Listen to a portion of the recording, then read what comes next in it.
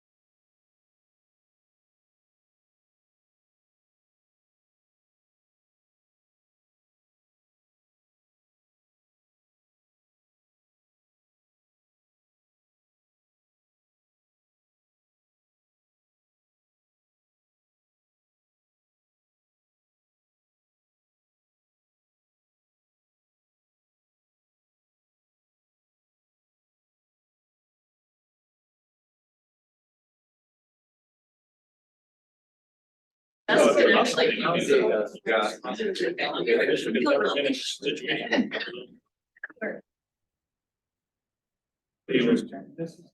Like some people didn't necessarily agree with the position.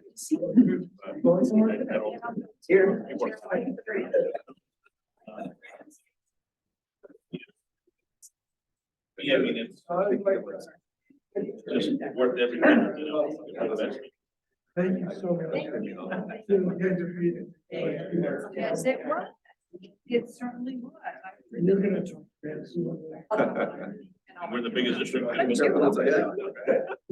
want to know what I did. Yeah, it's not on the Zoom itself, yeah. That's. Doesn't help. It's almost like. Right, that's. You're trying.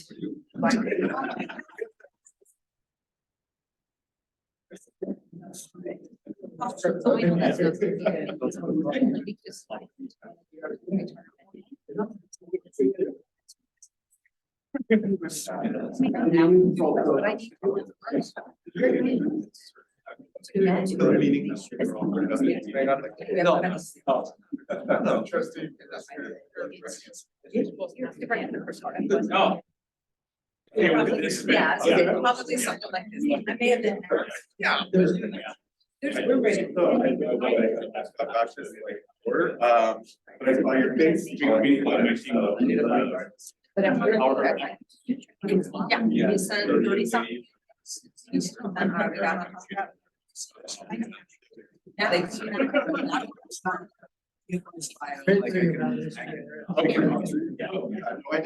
I know they're.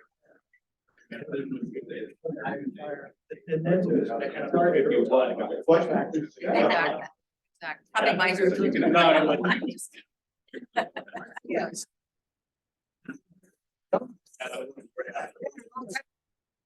Congratulations.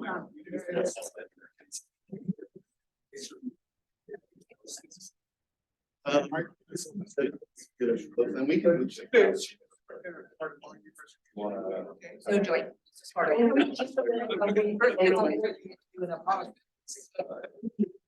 Get off that.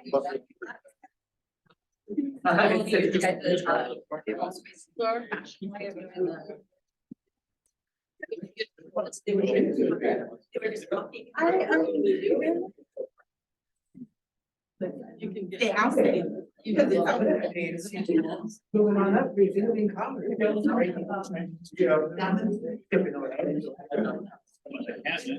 Oh, yeah, are you? Yeah. Small. So we don't have it, we don't have a member pad. I mean, yeah, and. Not very helpful. Yes. Birthday party. Not like, here, like 2 weeks. This.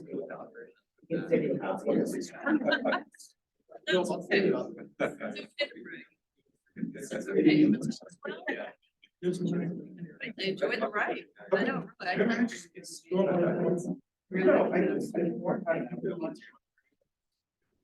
Oh,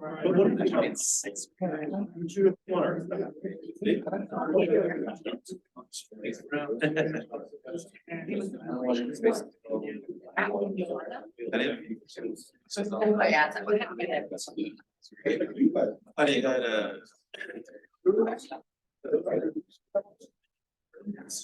Well,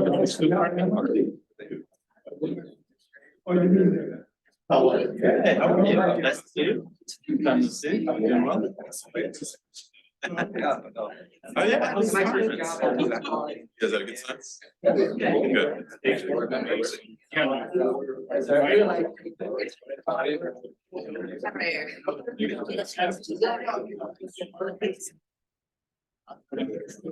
Watching that. I'm going out.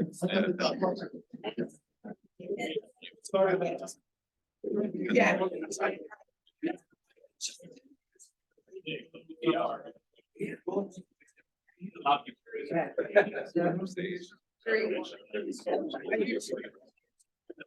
Not of the year.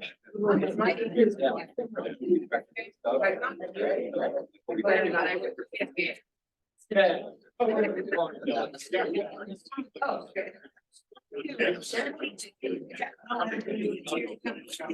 Congratulations.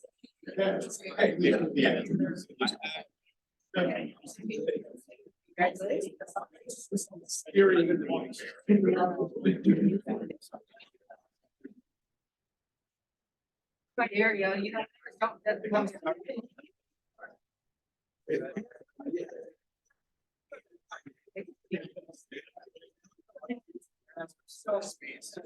Organize your. Oh,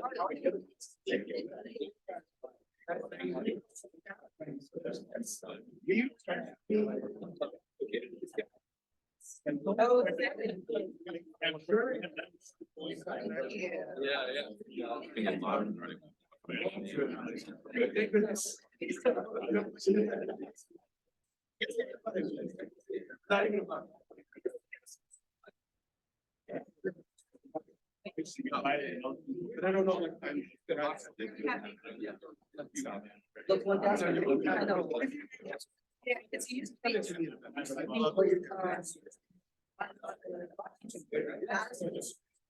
thought you were looking at it.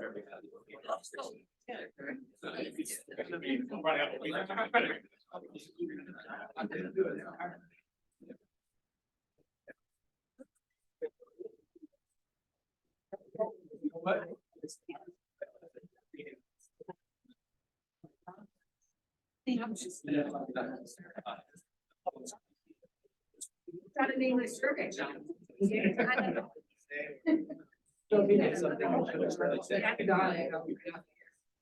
Yeah, I can't remember.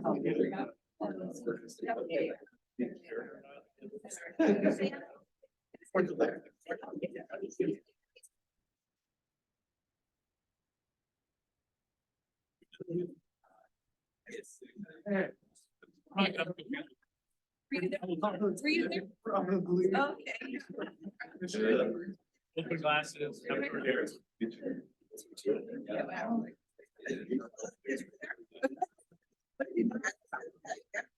Oh, yeah, money. That's something like.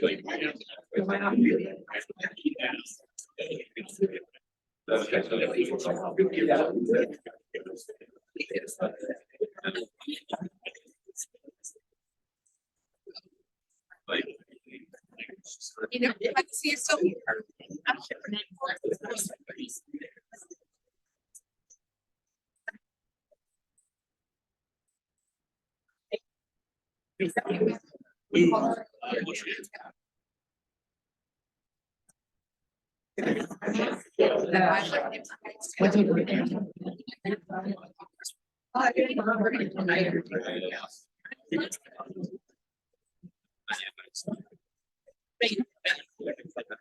So just bring it to that.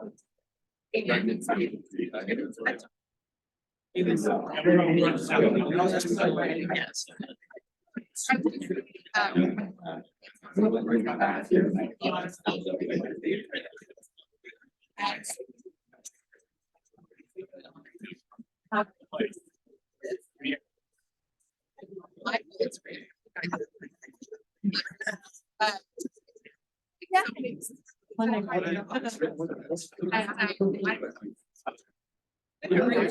Yeah. I guess this is what happened. Yes. You guys want, so, now I know. Yeah, I think that's it. Perfect. Get, into a class and practice. Yeah.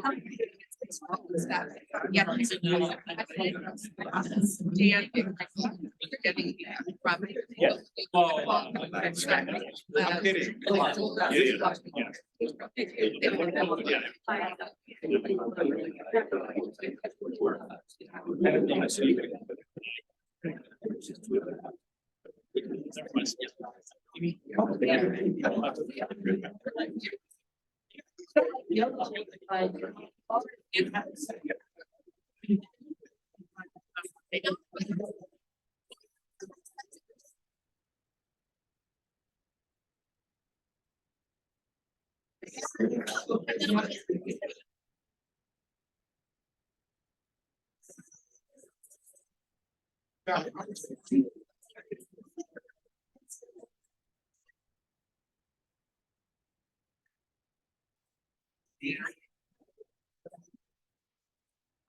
I'm kidding.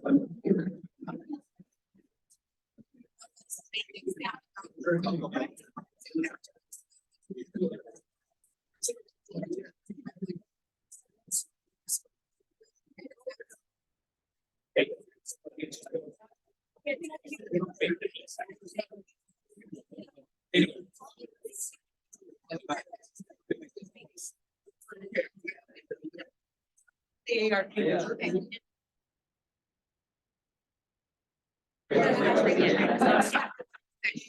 all together.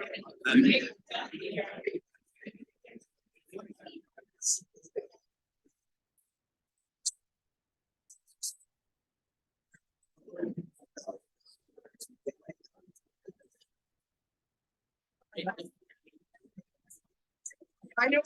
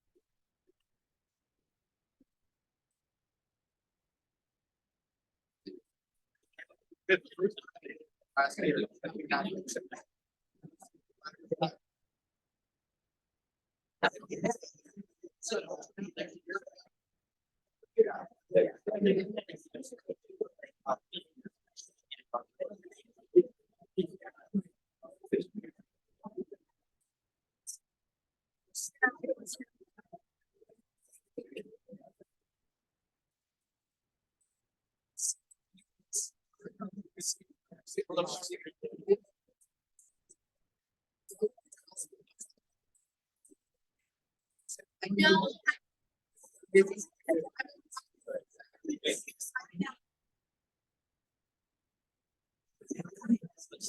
Making sure.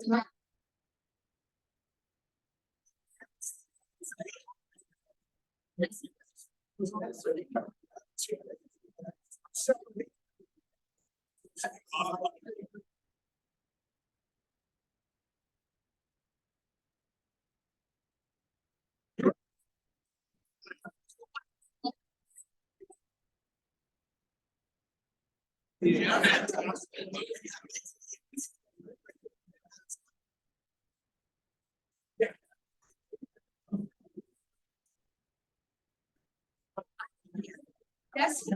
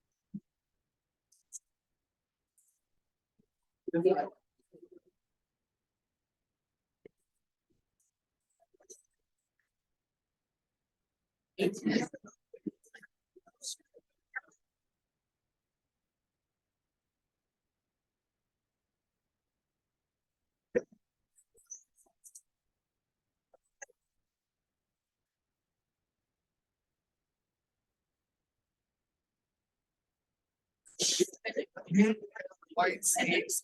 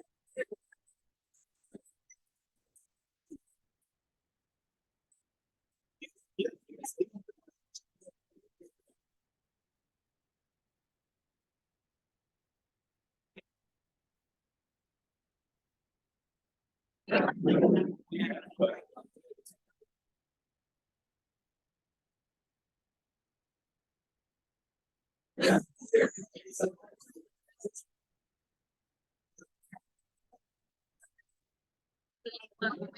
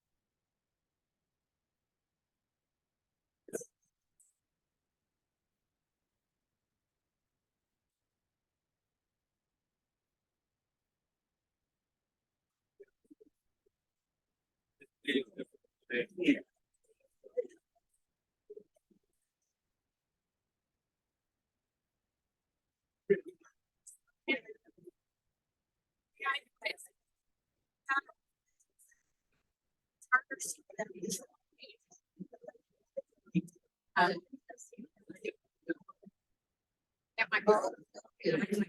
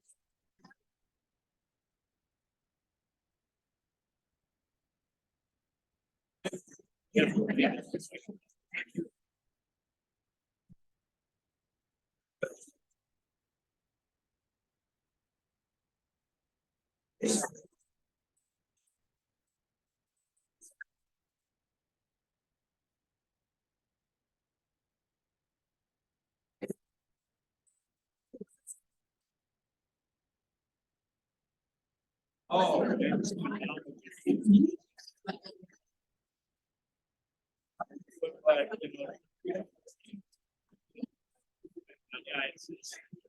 I'll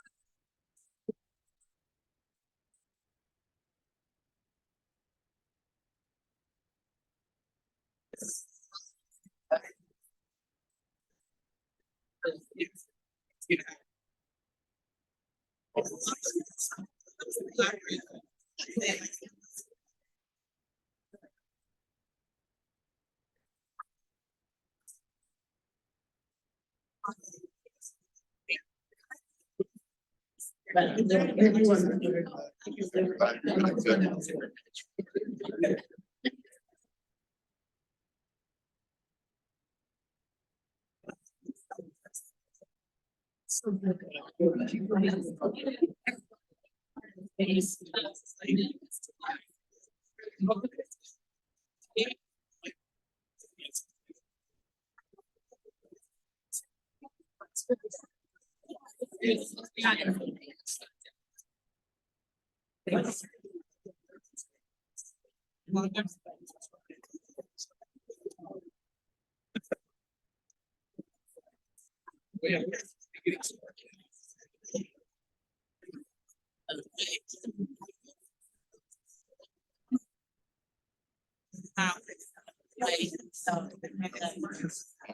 you want to grab your seats, we're going to go ahead and get started.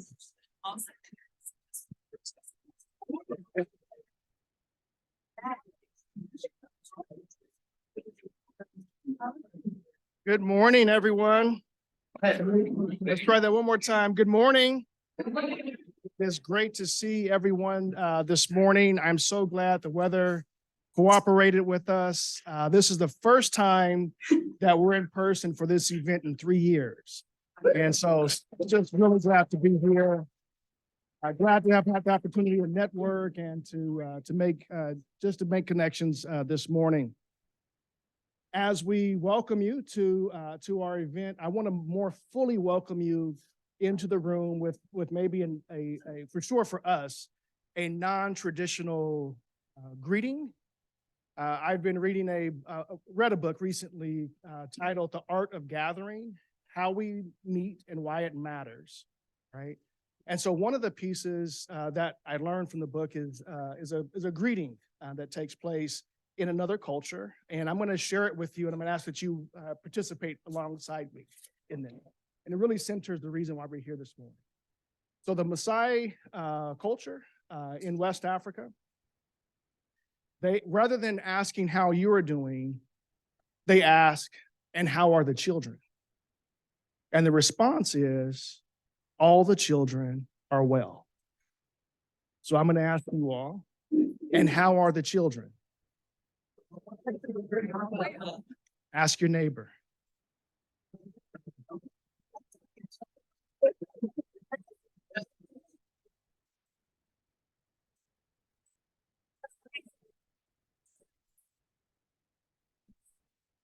Once again, all together. And how are the children? Excellent, excellent, excellent. This is what we're here to talk about this morning. Really is the state of education here in Yolo County. We are so fortunate to have dedicated educators from all areas of our system who are working together to build a future for our young people in which they all thrive. And so we're going to help to share some of what that is all about this morning. I was going to ask next slide, but I'm not on Zoom, so I think I can do it myself. You're on mute. Sorry. I'm sorry. I'm on mute. I'm on mute. Let me unmute myself.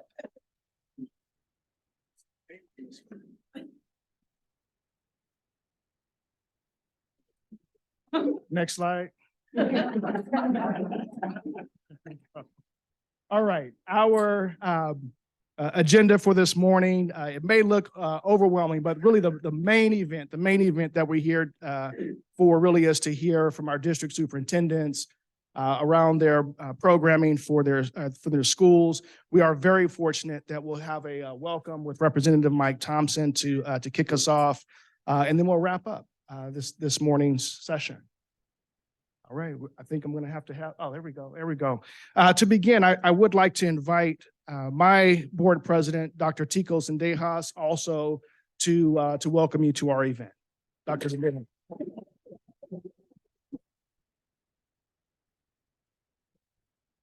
Good morning, everyone. Good morning. All right. What a great turnout. This has always been one of my favorite events to highlight the amazing things that are taking place throughout Yolo County. And I love that kickoff, Superintendent Lewis, of how are the children, right? And you can see the passion and the commitment of those folks in this room, making it so that our children are well. So welcome. I appreciate you all being here today. I have the honor to introduce our congressman. Mike Thompson represents California's 4th Congressional District. The district includes parts of Lake, Napa, Solano, Sonoma, and Yolo counties. He was first elected in 1998. Prior to serving in Congress, Thompson represented California's 2nd District in the California State Senate, where he chaired the powerful Budget Committee. Thompson is a member of the House Committee on Ways and Means and a senior member on the Health Subcommittee. Thompson's #1 priority in Congress is to create jobs and grow our economy.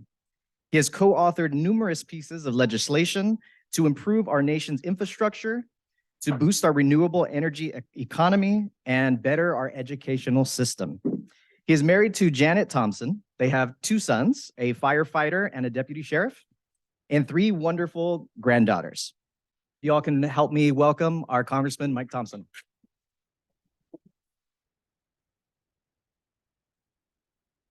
Well, thank you very, very much. It's an honor for me to be here in person.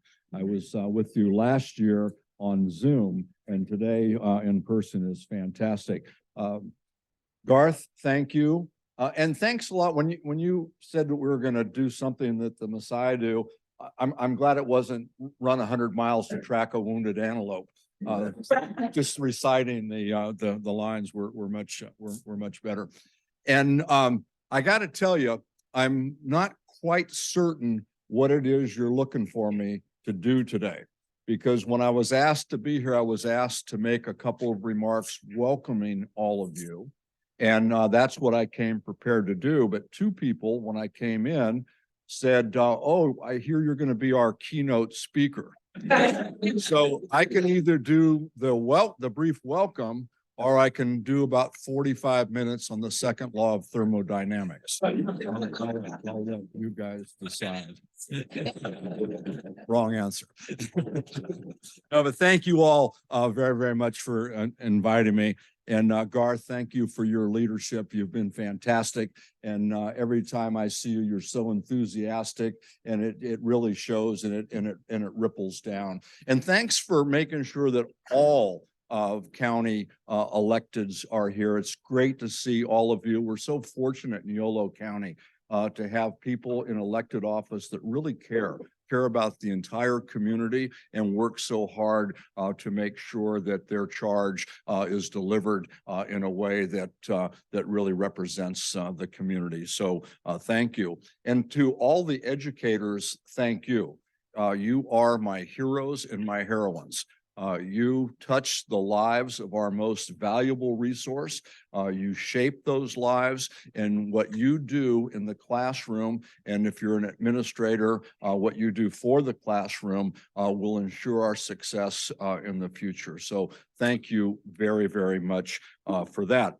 You know, the federal government doesn't really have a lot to do with education at the local level. I have always said if the federal government wanted to do, the best thing they could do for education is fully fund special ed and then just get out of the way.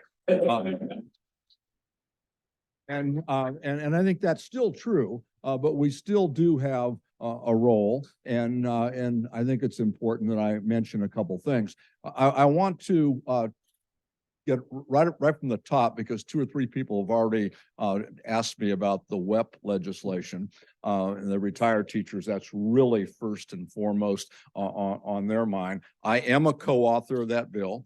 There are I think well over 100, 200 now co-authors. And you know, there's an old saying in politics. I don't remember how it came about, but somebody long before my time came up to somebody else and said, I want you to co-author my bill. And the person who was being asked said, well, is it a good bill?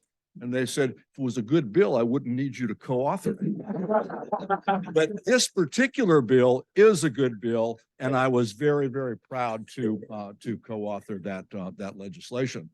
The other thing that I want to just get cleared up right away is that it's not just education legislation that's important to educators and to the kids that need to be educated. It goes a lot further. What do they say? Things are always complicated. And there's another issue that's first and foremost at the federal government that needs to be done, and needs to be done quickly and correctly, and that's immigration reform. That touches our schools in so many different ways. But one way in particular that I feel compelled to just mention is that last I saw, we had about a 6,000 teacher shortage in California. And we had another shortage of about the same magnitude on the employee side, school employee side. And right now we've got about 6,000 teachers who are DACA recipients. So if immigration goes wrong, we could quickly go from a 6,000 teacher shortage in California to a 12,000 teacher shortage in California. And that would be absolutely devastating. So, keep your eye on not just the education specific stuff, but in the on the bigger picture. A couple things I want to mention about what the federal government has done for education specifically, or sort of specifically, I guess. I want to talk about the American Rescue Plan, because as teachers know probably better than most, COVID was devastating. Not only to our economy, not only to our supply chain, but it really hit schools hard. And it took kids out of the classroom. And there's some making up to do as a result of that. And I think you all know it. There's some issues that kids are going to be dealing with, and we're going to have to catch up. The American Rescue Plan provided critical funding for our communities, and a lot of that rolled down to schools. I think Yolo County got about $47 million in ARPA funds, and that was important. There are about 16,000 school districts across the country that received funding through the American Rescue Plan that helped. And what were we able to do with this? We were able to get shots in arms, get schools cleaned up, provide the PPEs that were necessary to make sure the learning environment was safe from a healthcare perspective, and get kids back in the classroom. So that was critically important. And the truth is, there's still needs that need to be funded, and we need to continue to focus on that and figure out how we address these things. Everything from summer learning to counseling that needs to be done. And then lastly, I'll close with what needs to be done going forward and what Congress is doing. This next month in April, we'll introduce the Rebuilding American Schools Act. And this is an important piece of legislation that is intended to address a critical shortage in funding for schools. It'll be about $100 billion in funding that schools can use to improve the infrastructure. Now, if you're thinking, well, didn't Congress just talk about that in the last Congress? And the answer is we did. There was a school component to the Build Back Better legislation that the president proposed, but the school stuff fell out. It was left on the cutting room floor, sadly. So we're going to come back, we're going to reintroduce this legislation, and we're going to push to make it not only a priority, but to get it passed in Congress and signed by the president. There is not a school district in the United States of America, unless you just built your school in the last couple of years, that doesn't have needs. It can be leaky roofs that we're seeing a lot of during this seemingly monsoon season that we're having. It can be inappropriate heating and air conditioning. It can be just structural problems. And it's important we clean those things up and that we provide a good learning environment for students. And I remember, I think it was when Delane Easton was the superintendent of schools. She used to say, kids are pretty smart and they're able to figure out what's important to them. So if you take them to Macy's or Nordstrom's, where everything is fancy and flashy, they really quick, they figure out, Nordstrom's and the stuff that they sell is important. And then they go back to their schools and they're in a temporary classroom. It leans to one side, the roof leaks, the heating and air doesn't work. pretty soon they figure out, well, maybe this education isn't as important as Macy's or Nordstrom's. And I think she was spot on.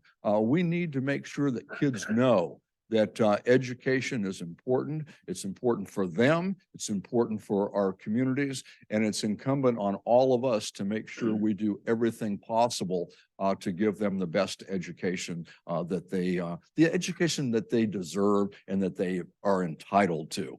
And I'm not one who thinks the word entitlement is a bad word. I think it's if you're on Social Security, you're entitled to that.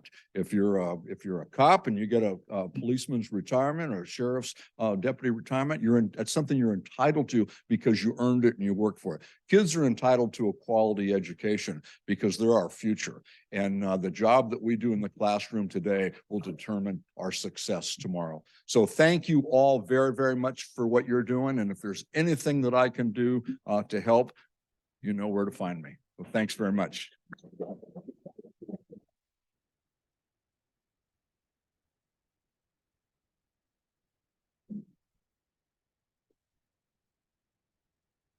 We so appreciate those words of inspiration, as well as the message I'm taking away from those comments really is that good communities make good schools and good schools make good communities, right? We're all in this together. So thank you so much.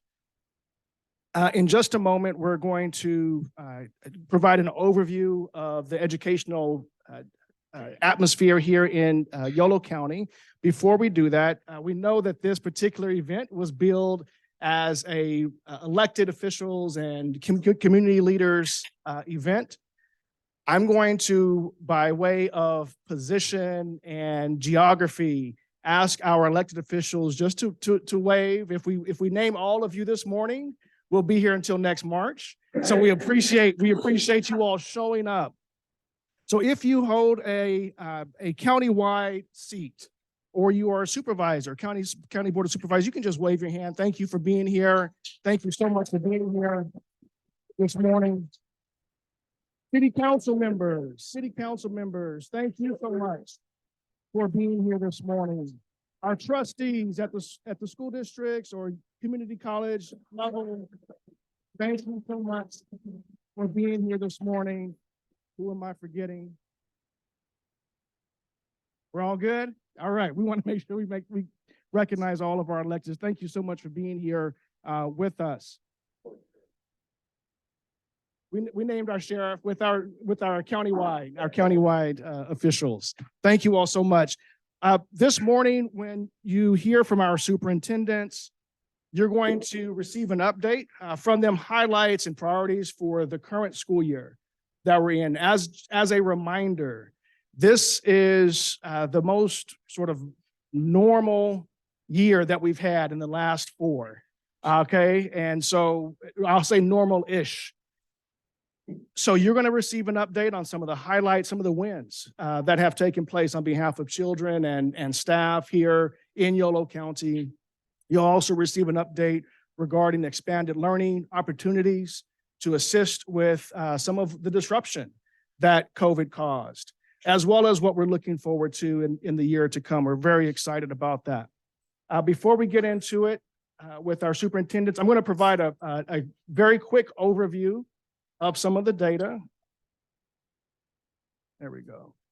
Just a quick reintroduction, a reminder that across our county, we have 5 school districts, 5 independent school districts, and the County Office of Education, which also operates as a local education agency or a district. So along with the 5 school districts, the County Office of Education also serves students directly through the 3 programs that are listed here on the slide. By way of demographic data, our student population here in Yolo County, nearly 50% of our students identify as Latino.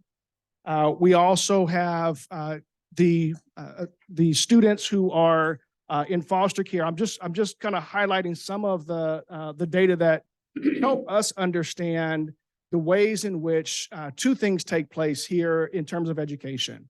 One is the way that funding is structured in the state of California. That's one item, as well as, unfortunately, the predictability of school success and school failure along racial and socioeconomic lines.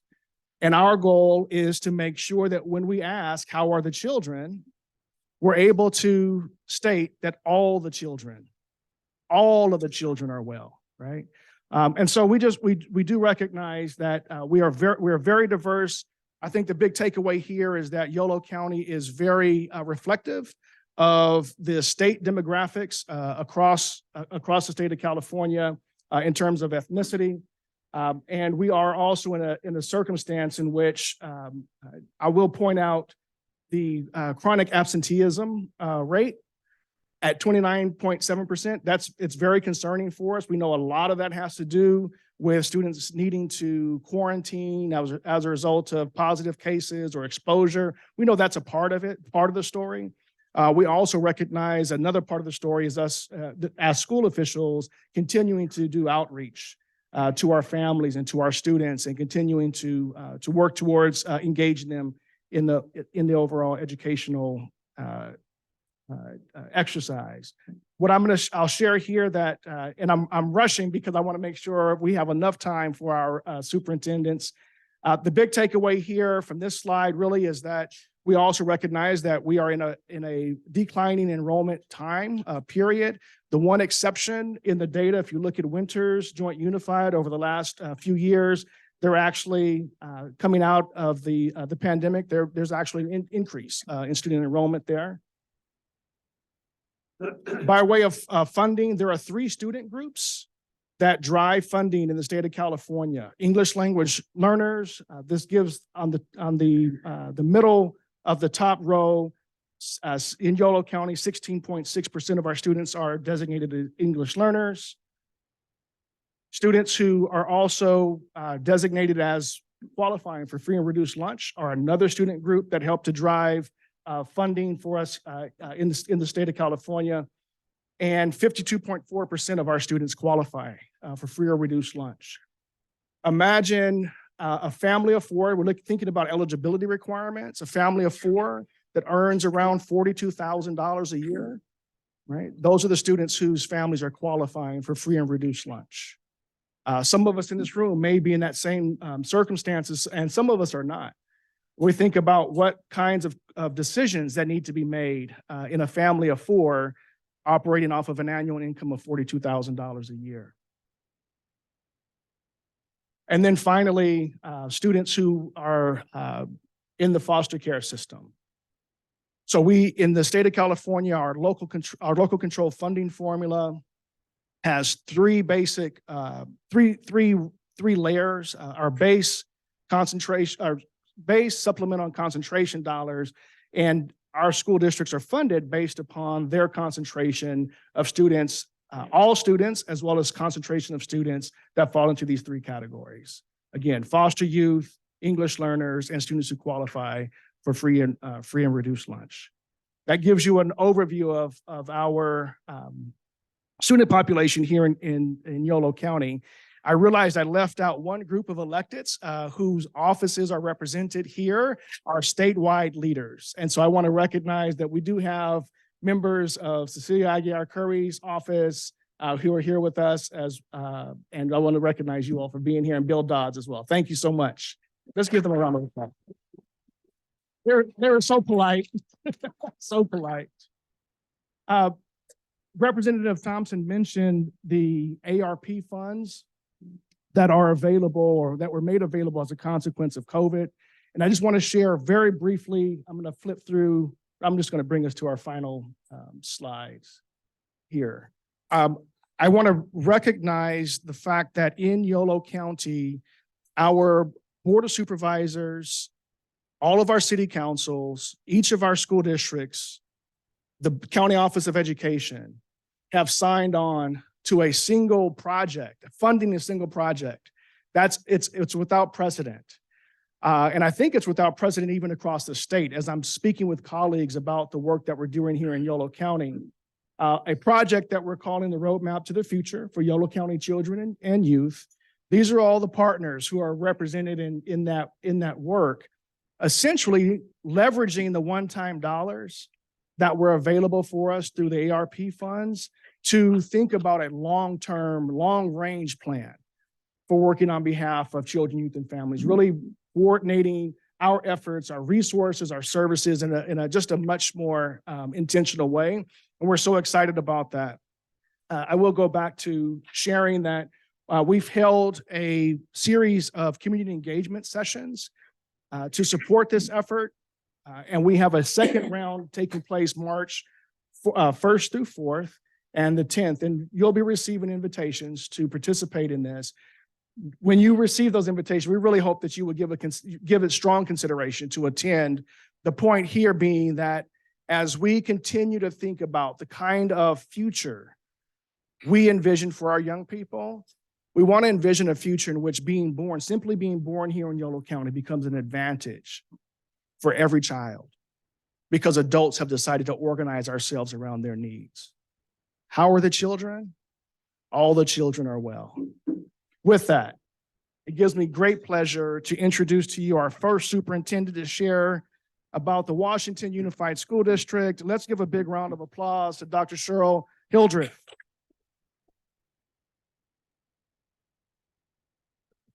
Next year, we're going to have to get some walk-up music.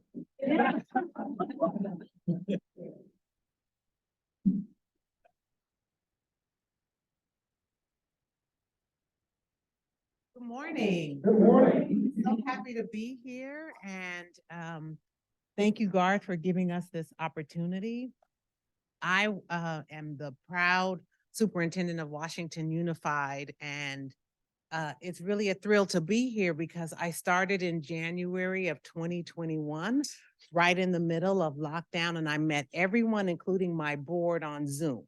So doing these events for the last 2 years have been on Zoom. So it's good to see people and make connections. So thank you for having me. And I'm excited to be able to share with you the work that's happening in Washington Unified and West Sacramento. And so I want to make sure we all get a turn to highlight. So I'm just going to jump in. First, I want to highlight some of the successes that we had for the beginning of the year. So for us, we know as a state, we're declining enrollment, but we were able to start the year with 70 more students than what was projected. We had 179 of our English learners who were reclassified. This is a big one, thinking about staff shortages. When we started the year, we had 0 certificated vacancies and only 3 classified vacancies. And so that was a big deal for our families and our teachers to know that we were starting with some stability. Things happened during the year, but we are so proud of that opening accomplishment. We provided technology upgrades in our classrooms. We have esports at our high school. We extended free childcare for TK through 6th grade students. Our teacher induction program received full accreditation for 7 years. And one of the things we're most proud of is looking at the needs of our community is that we started a newcomer center for our students. And it really was a focus on how we saw an influx of Afghan students who had needs. And we came together, our board approved our newcomer center.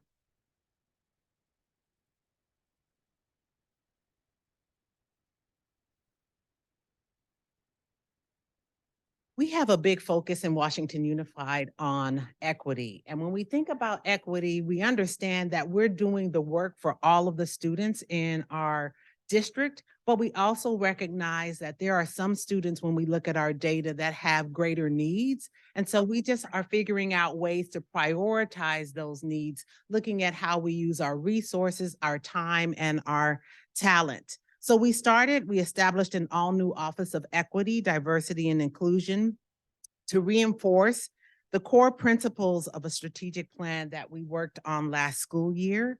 So with board support, we hired a new Director of Equity, Diversity, and Inclusion. We hired a Restorative Justice and Equity Coordinator and a Social Emotional Learning Coordinator. And the intent for us is to be intentional about our work moving forward to meet the needs of our students, staff, and our families. So our work really revolved around what we started last year in the 2021-22 school year. And we created a new equity-centered strategic plan. We spent about 7 to 8 months gathering feedback from our community partners at all levels, and thinking about how are we going to recalibrate our vision and promise of delivering equity, excellence, and empowerment for every student every day. We made sure that this plan is centered around our LCAP goals of college and career readiness, making sure we're focused on the culture and the climate of our schools, and involving our parents and our community.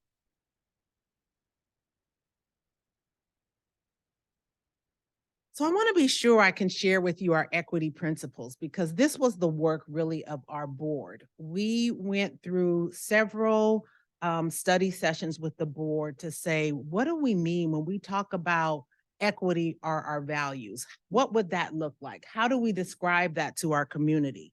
So we came up with these 4 goals, these 4 principles, and basically it's underscoring our commitment to educational excellence and equity through identifying and removing systemic barriers stemming from inequitable practices, inequitable policies, and bias.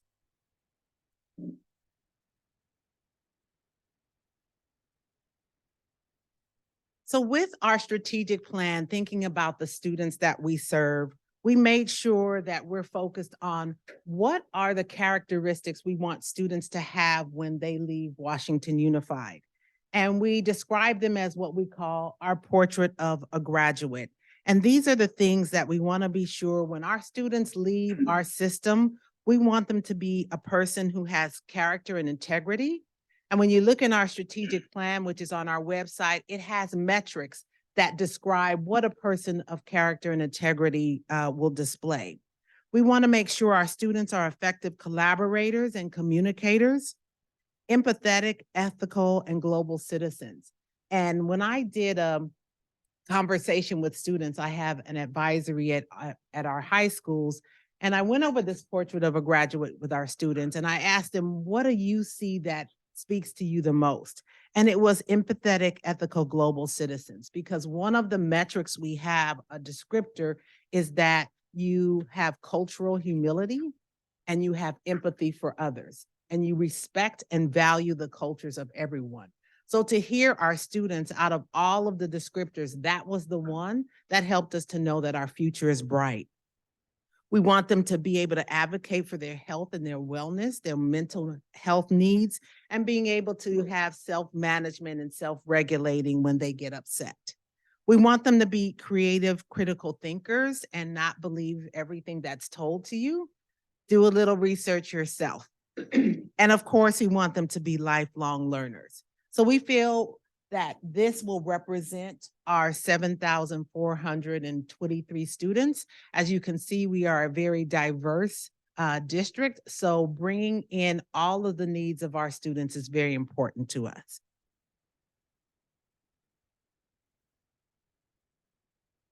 As I mentioned before, our highlight is our Newcomer Center. We understand that our community's needs constantly evolve. So our team launched this Newcomer Center to support new students new to the country with limited prior schooling and limited English language knowledge. The program has immensely benefited our new families as the number of local newcomers is increasing. And we aim to add an additional class next year and provide additional transportation services to our newcomer families. Because what we found from our teachers is not just learning the English language, but a lot of the students are learning schooling.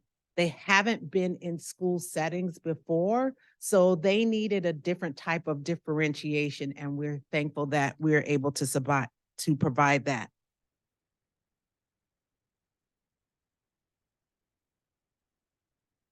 So here's an overview of our strategic plan. Other than the portrait of the graduate, we have 4 pillars that serve as a foundation of all of our work. Pillar A is founded on teaching and learning with an equity lens. Pillar B is focused on, we know schools can't do it alone, and we need our families and our communities to work with us. Pillar C is about investing in people, and that is our employees and making sure that professional development opportunities are not only for our teachers and certificated staff, but are also for our classified staff. And then Pillar D is about bringing it all together and making sure that we have safe climates, that we're accountable to the people that we serve. And then our goals for student success, this is really the work at our schools. So we make sure that there's success in early years, that we focus on the whole child and thinking about what that mental health support needs are. Opportunity and achievement for every student. We know that, of course, we think about academic excellence. That's what we're about as school systems. Through our equity lens, we have a focus on elimination of disproportionalities because we see that there is an overrepresentation a lot of times in attendance and in suspension of maybe our African American or Latinx males. So really looking at what are the things that we want to make sure we highlight. Access to higher level classes. Who's in those classes? Does everyone have the opportunity to succeed that they need? And then lastly, making sure that there is a readiness for college, career, and life.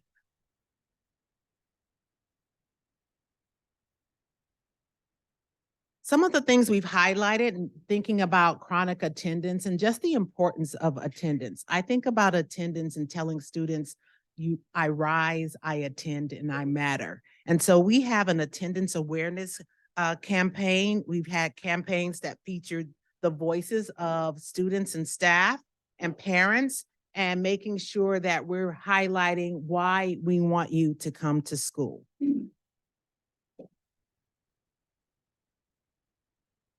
As we all are, we're focused on enrollment, and we want to make sure that people know that Washington Unified is a great place to be.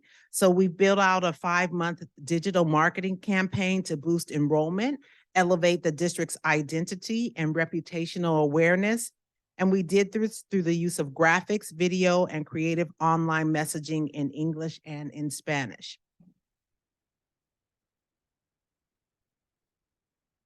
One of the pillars I mentioned is investing in people. And so we wanted to just highlight the professional learning opportunities that we've had throughout the year. We made sure that our classified employees have access to training. And so this is a picture from a training we did in January, where it was the first time we had all of our certificated and classified learning together. And we were able to bring in a wonderful guest speaker, Dr. Tyrone Howard. He's a professor at UCLA, and he did a training on understanding implicit and unconscious bias for the whole district. So when we're talking about how we learn together, this is an example of that. We have increased our outreach, our coaches, our social workers, and we use data to focus on how we're going to change grading practices as an examples of professional development. We want to make sure that we're focused on recruitment and retention, but as we think about our equity lens, we want to make sure that we also are very intentional with recruiting and diversifying our staff, because we know, and our students have told us, that representation in the classroom, in the school, in the district, it matters. It matters when you see someone who looks like you doing the work that you are getting in your classroom. So we're deliberate in this effort. Our HR team has launched a diverse educator and aspiring leaders program where we have lots of incentives that you see on the screen. And in this year's first cohort, we have 13 diverse educators and 6 aspiring leaders.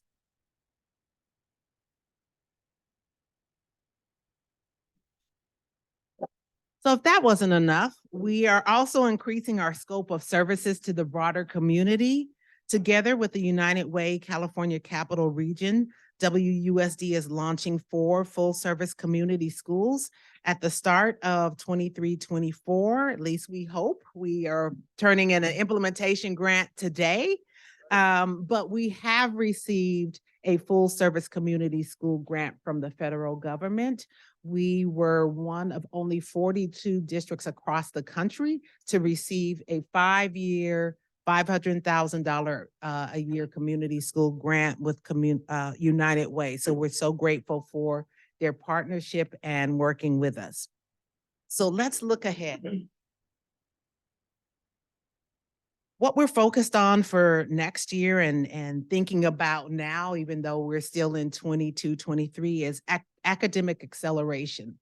We know our students have gaps, but we have to focus on accelerating, not intervening and remediation. We're focused on plunging and moving forward. We have an expansive summer program with extended learning program funding. We have 2 of our school facilities that are on the road to being modernized due to a bond from our community, and a new performing arts center that will be coming up. We're focused on recruitment and retention, attendance and reducing chronic absenteeism, and continuing our equity trainings for staff. So in closing, I want to share some ways you and our community can connect with WUSD. We're really focused on getting the word out. And if you have any ideas, things that you have seen that you think would be beneficial to Washington Unified or any of the districts here, we are all a close group, open to sharing ideas because we are all here for the students. Thank you so much for your time.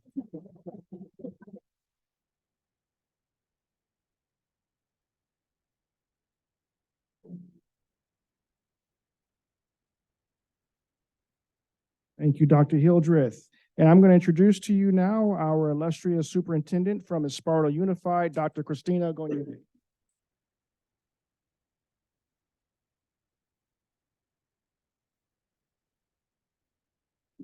I'm noticing the height seems to go down by the enrollment in the school districts. So just notice that as we go through this. I saw that enrollment thing and I'm like, and I'm looking at Cheryl and Nat and everybody, and I'm like, the height seems to go down depending on the enrollment. Anyway, my name is Dr. Christy Gonier, and I'm the superintendent for Esparto Unified. And at this point, I am the longest sitting superintendent in Yolo County. Kind of hard to believe. But mighty, and that's what you're going to see. Small but mighty in this presentation. So just so you know, a little bit of background, this is our current board mission statement or school district mission statement, our priorities and our goals, our LCAP goals. However, I have 4 new board members. So we are going to be relooking at this with our new board members. President Nash is here with me, and we've been already starting our study sessions so that we can make sure that we're still with the same mission and vision and our values and goals that are representative.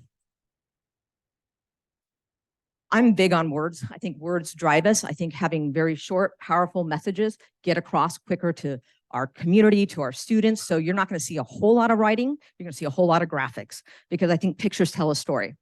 We really believe that we need to engage, empower, encourage in order to educate our students. So what does that look like? So in Esparto, what that looks like is we have after-school programs. You've heard about expanded learning and opportunities funds. We actually have really gone all in with that. What that looks like in our little town, our little district, is we actually have a swimming pool. We have a lot of partnerships, Tulimem. We have swimming lessons.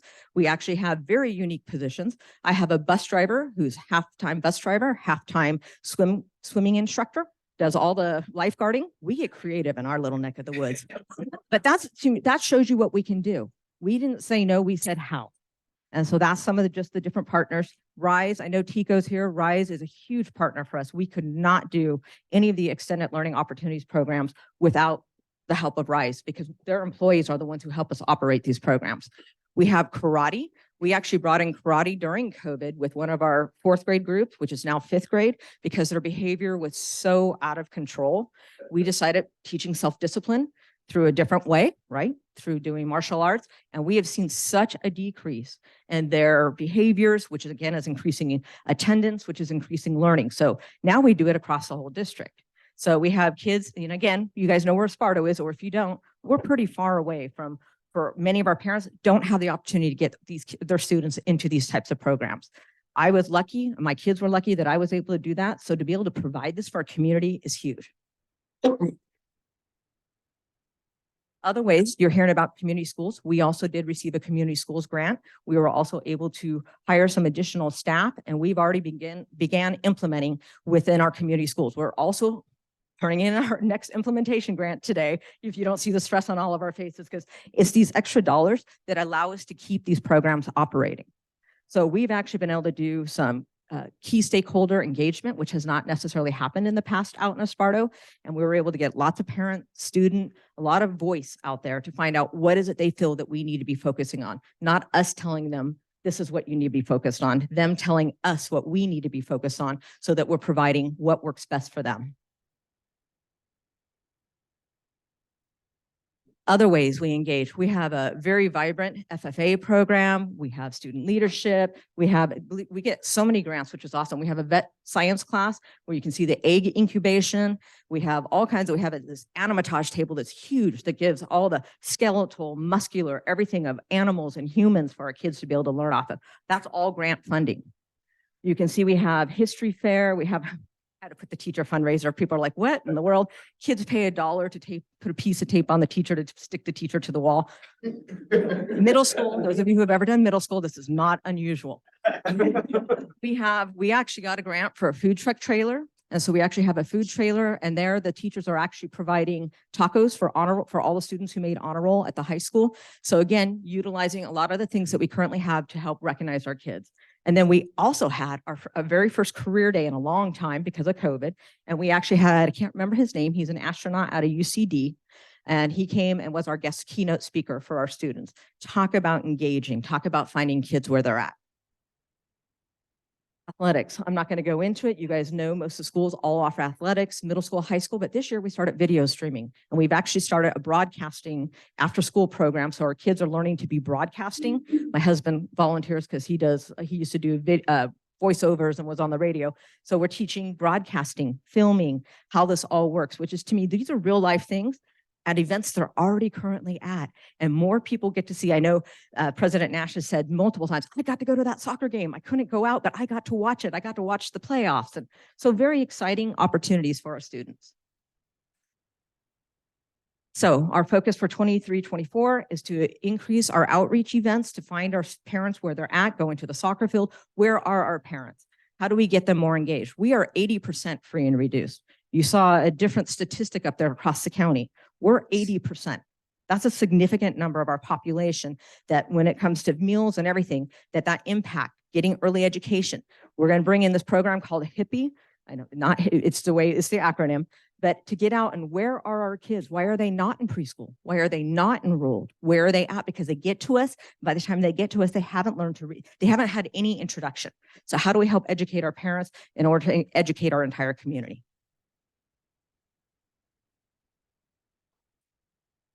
Empower. I keep talking about grants. We have a brand new preschool, the first new building in 25 years that was all grant funded. And also thank you to the ARP. We got extra ARP dollars from the county, the supervisors, to help us with paying off that building. We also have, it has a new playground. It has an occupational therapy room for our students with special needs that need the additional supports. You can see we have farm to fork grants. We have this huge greenhouse. I don't know if most people don't know this, Esparto Unified actually has an 80-acre farm. So we're trying to figure out how to capitalize on those dollars to actually get far more things, not just the animals and the raising, but how do we actually get this going more? And then you can see these are the different grants that we've received. We've had mental health. I have a mental health clinician at every single school site, and that's due to the partnership with RISE. They bring in part of the money, we have it in our LCAP, and then we've been writing additional grants and to ensure that that practice stays there. We also had our first time, we have an instructional leadership council. They've never had a district-wide leadership across all the schools. So we started that this year, and through the professional learning communities, we meet 3 times a year, and then we meet over the summer. This next summer, we're actually going to get trained, but it's huge because for the first time, we have early release days every week. Most of the other districts have had them for a long time. We haven't. So this is one of those practices that are coming into place that we believe will move Esparto to we want, again, like Garth said, we want Yolo County to be the place where, when you have a child born here, they're going to be well taken care of, a place of destination. Again, you heard me talk about our professional learning, we have 20 teachers. That may not sound like a lot to you guys, but for us, that's a big deal. 20 teachers go into a conference, a 3-day conference this summer to really make sure we're ingraining those practices. And then we're going to continue to write grants and we're going to continue to receive grants because we are hugely grant funded. Since I've been here, I think we've brought in $15 million in grants. And that's a lot of money for a very small school district. Sorry, I'm hitting the laser. All right. And again, we believe it's important to encourage our people, whether it be through positive social media, whether it be getting out there. Encouragement is huge and it is a powerful weapon. We do again, I talked about the food trailer. We have honor roll at the middle school. We have honor roll. We try to recognize our kids in many different ways. I did not get the elementary. I wish I would have because they do weekly or biweekly assemblies and constantly because with positive behaviors, interventions and support, recognition is huge. Again, other ways, this last year partnered with RISE. We took 45 kids on a leadership camp over the summer and we're doing it again. Our goal is that every 8th grader before they enter 9th grade will have gone through strengths training because we believe that that's that powerful and it makes that big of a difference. And again, you see scholars cooking, we have Black History Month, scholar storytelling, just really inviting our kids to be a part of the process. Again, I love the high school. Dude, be kind. That was the high school kindness week. So, again, approach the kids where they're at. You're not going to do the same elementary type thing that you see up there as you're going to see at the high school. Dude, be kind. But it's powerful. They had signs all over the lawns and all over the grounds, all different quotes and positive encouragement about being kind to one another. And then encourage, we want to continue with our mental health clinicians. I want to integrate. I don't think SEL should be social emotional learning. I do not believe that should be a standalone piece. I think that should be integrated into everything that we do each day, not just a separate piece. We just had our SEL time. And now we've put it away and we forget about it when we're instructing. We don't get culturally relevant because we did that during that time. It needs to be firmly integrated and a part of what we do each and every day. So that's how we educate. We educate. Our Sparta Unified School District believes creating an environment that provides integrated strategies that are culturally relevant, socially, emotionally safe, rigorous, and engaging will provide the greatest opportunity to educate our students to be successful in the global community. Thank you.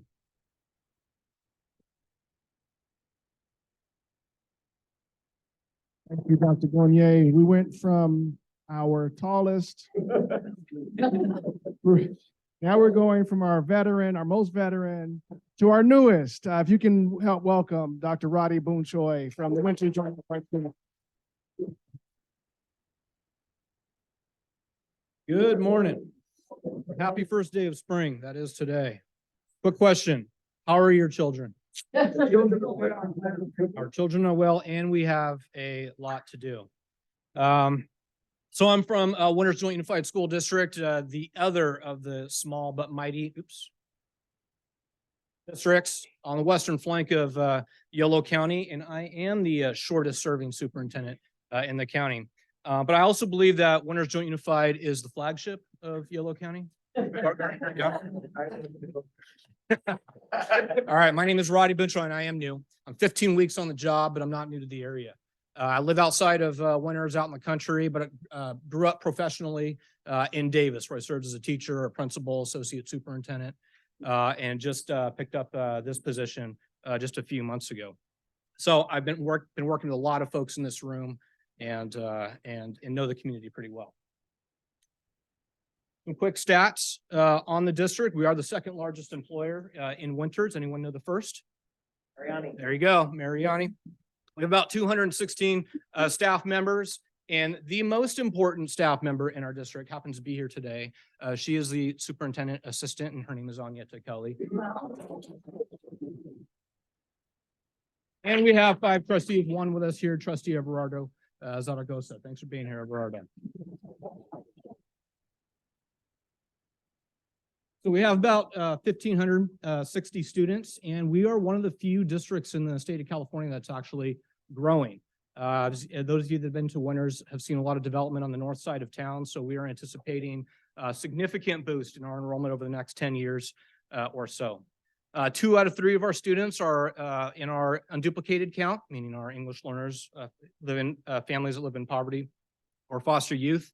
And about 27% of our students are multilingual or English learners. We have an interesting track in the way our students move through their schools. We have 4 schools. We have a primary and intermediate school. So TK2 and then 3 through 5, and then the middle school and high school. And what's interesting about that is that there was a conversation in our community years ago about whether or not we should have 2 elementary schools in the district that both fed to the middle school. But the decision was made to have all students attend all schools so that there wouldn't be 2 separate schools that might show some inequity across the district. So I'm going to take a different approach to this presentation. I could prepare, all the things that the district is doing, but I am new, and this is a new chapter for all our school districts. So I'd rather give you all a sense of how we're thinking as an organization, how we're positioning as a team, and how we're prepping for this next chapter. So when I was reflecting in the last few years, this is kind of how I summarize how it's gone down. Remember March 13th, 2020, everything shuts down. And then that first year of the pandemic, we were all hopped up on adrenaline, trying to figure it out.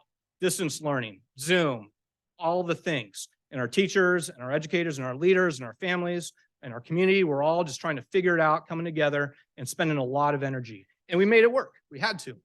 And then the second year, last year, we were all pooped. Last year would be defined by exhaustion. We lost a lot of educators from the profession who decided to leave. And we know that many teachers, everyone, were just exhausted from that year of intensity. Now, this year is an interesting year in that the regulations are down, all the expectations around health and safety. So it almost feels like a release. And for those of you that are in schools, it feels like the gates were open and kids are just flooded out into our schools. That's why we see a lot of behavior, a lot of needs, just everyone kind of coming out, looking around in the sunshine, trying to figure out what to do. And so I think that is the state of reflection that we're in right now, which will prep us for next year, which is a year of renewal. How can we reimagine teaching and learning? We also know that what we were doing before the pandemic wasn't working for all students.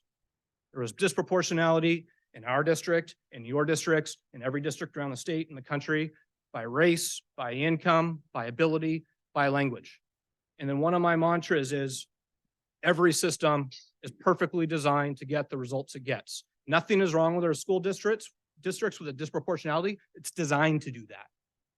So this is an opportunity to reimagine, to rethink the structure of school, particularly an institution that's 120 years old, was developed for a different time, and largely hasn't changed up until today. So although we bemoan the outcomes that we see, we don't see an alignment between what we want and what we're getting, we are the leaders that are perpetuating this system. So this is an opportunity for us to kind of hit that reset and start evolving ourselves into the future for all students. So maybe you've seen this, seen this mental model. Anyone seen this before? It's a 6-circle model created by Margaret Wheatley, used by the National Equity Project and a lot of systems thinkers. But this is a good starting place for us in our new administration in our district. And the idea here is that for an organization to shift, for a system to change, there are a couple of domains we need to think about. That top domain is very technical. The strategic plans, the processes, the implementation, all the stuff that happens as part of the bureaucracy of school, and where we spend a lot of our time, putting fires out, changing this, getting that thing going. But we also need to tend to the relational component, which is under that green line, particularly around the quality of our relationships, our shared identity as an organization and as a community, and then the flow of communication of knowledge and information. And there's an assumption that if we have all the steps outlined perfectly in that top above the green line, that people will respond to change and create the desired effect that we want to see. But we know schools are a people business, and it's far more complex than that. So how do we attend to both the technical as well as the relational below? Me being new, I get to dive deep into that below the green line, into the relational. It's a good opportunity for me. And that has looked like a whole lot of listening. In fact, it's interesting because the last 15 weeks, I've been meeting with community members, with students, with staff. I met all staff members, focus groups with every 8th grade from K through seniors, met with our business leaders, met with our city elected officials, everyone to learn the story so that we can get a sense of, what's the past, what are our interests, what are our values. Spoke to many of our elders. A lot of the folks have been in the community a long time, retired from the school district and have seen the things happen over the years, the good and the bad. And this gives us a sense of our history, of our trauma that we've all had, in our communities, as well as the ethos of who we are, so that we can navigate more effectively for change. But the interesting thing about all this is all these conversations, all that below the green line, touchy-feely stuff, is actually the paint that will help us create a vision in our campus. Anyone know this guy? I bet this is the first time Bob Ross has ever been in a superintendent's presentation. So Bob Ross is a painter, was on PBS forever and put a painting together live in 30 minutes for like decades. And when I can't sleep at night, sometimes I'll put on the YouTube of Bob Ross because he calms my spirit and brings it to us. But the idea here, it's just a metaphor of how we're thinking about building our vision moving forward. Because we can't engineer our way into the future. What we need to do is create an idea of what our outcome is. What is it that we want to, what is our vision? What's it going to look like? And then we just get the paint on the canvas. Remember all those conversations? And it starts to come together. It doesn't look like much in the beginning, but it's a way for us to evolve into a vision of where we want to go, because opportunities come up, issues happen, personalities arise, everything changes in a dynamic system. So how do we use that momentum in order to create a painting for where we want to go? The voice of winners is powerful and it is rich. And this in a way is it is our equity work. We hear about educational equity, diversity, inclusion, and so forth. And it's fantastic that it is a mainstream part of our narrative in education. And what does that look like in implementation? How do we start to turn this into practice and make the changes that we desire? And part of that for us is voice, is by listening to our students, what they need, what their options are, what's stopping them, and what their values are as well. When I met with seniors, I asked them, this is really cool. What was the biggest impact the school district has had on you now that you're going to be graduating? What was the biggest thing you learned? Here are some of the things they said. Overcoming challenges, looking out for one another, learning to be patient, talking to people confidently, learning how to be independent, and learning how to be a better person. That was the impact of the school district. Not CASP, not iReady, not all the things that are important we care about and we have to do, but these are the elements. So how do we create a system that cultivates that type of experience for our students? As staff, we're going through a process of reimagining ourselves. What are the outcomes that we want to see for our kids? What do we care about? What are our beliefs about them? What's the level of respect we have for our students, for their identities, who they are, where they come from, what strengths they bring, how they learn, and our expectations of them? We have to have that conversation because the plan by itself won't work unless we get dialed in terms of what our values are as well. And then what's our role as educators, particularly now where it feels like all kinds of stuff is being dumped on teachers' plates with the social emotional, with the academic, with the behavioral, with all the things that we know are important. It's really difficult when teachers are feeling a little bit burned out. So what we need to do is think about how we get clear on defining our roles so that we can be more effective as educators. Same with the community. What are the outcomes we want to see as a community? What's our community's role in the education of our students? ELOP, Expanded Learning Opportunities Program, for example, is a great opportunity. Community schools for us to kick down the walls between school and community so that we can all be partners in our students' learning. This is a fantastic opportunity for us that we're all trying to figure out right now. And then there's some balances that we're walking between as well. Particularly in winters, there's a lot of history and a lot of respect for tradition. The festivities, the celebrations, the rituals, the things that have been there for 150 years. And then there is a knowledge and understanding that we need to innovate, that we need to look ahead and respect both of those. That's a balance we're going to take. Another one is growth. So he's growing, but we all love the small town feel. How do you balance those? And then the other one is community representation, particularly as it relates to race and power. When I got hired, and this is probably the same story in most communities, that Wonders is also a tale of two cities by culture, by ethnicity, by language, those distinctions. So how do we become, as a school, a force for positivity and unity? And that's a balance that we are working through. All right, one of my favorites here, and you saw this from Dr. Hildreth, her graduate profile, but we are about to embark on the development of the Winters Joint Unified School District's graduate profile. And as Superintendent Washington mentioned, this is where we as a community can come together and identify those skills, those characteristics, those traits and competencies that we know our students need to have in order to be successful in college, career, civics, life, and beyond. Standards-based education is important and critical, but insufficient. Many of the jobs that our youngest students will have don't even exist yet. So how are we preparing them for a world of artificial intelligence and machine learning and social media and global interconnectedness? We need to start to reimagine who we are and our outcomes to prepare our students for that world. This county, I think we have, most of our districts have a graduate profile, which is something we should be proud of. But this is the future as well. We're also advocating for a California statewide graduate profile because this is where we need to go with public education to prep our students moving forward. We're also having this important conversation around ethnic studies, a very important community conversation around what does it look like, what does it mean for all of our students, particularly our students from communities of color, to be represented in the classroom, in the material, in our schools. And so this is a really powerful below the green line activity. Yes, we are going to create courses, we are going to create curricula and materials and so forth, but this is also a really important community conversation to have. It's kind of a reckoning, right, about the stories within our community and then how that is going to be a part of our learning experience. It's a challenging conversation now, particularly in this political environment today, with critical race theory and anti-woke legislation and so forth. We got to lean into it and have a conversation as a community. Because ethnic studies ultimately is not intended to divide or to teach white kids to hate themselves. It's intended to build awareness and to unite our communities. All right, a few things on structures. Now we're going back above the green line. We've already made some quick changes, some big ones.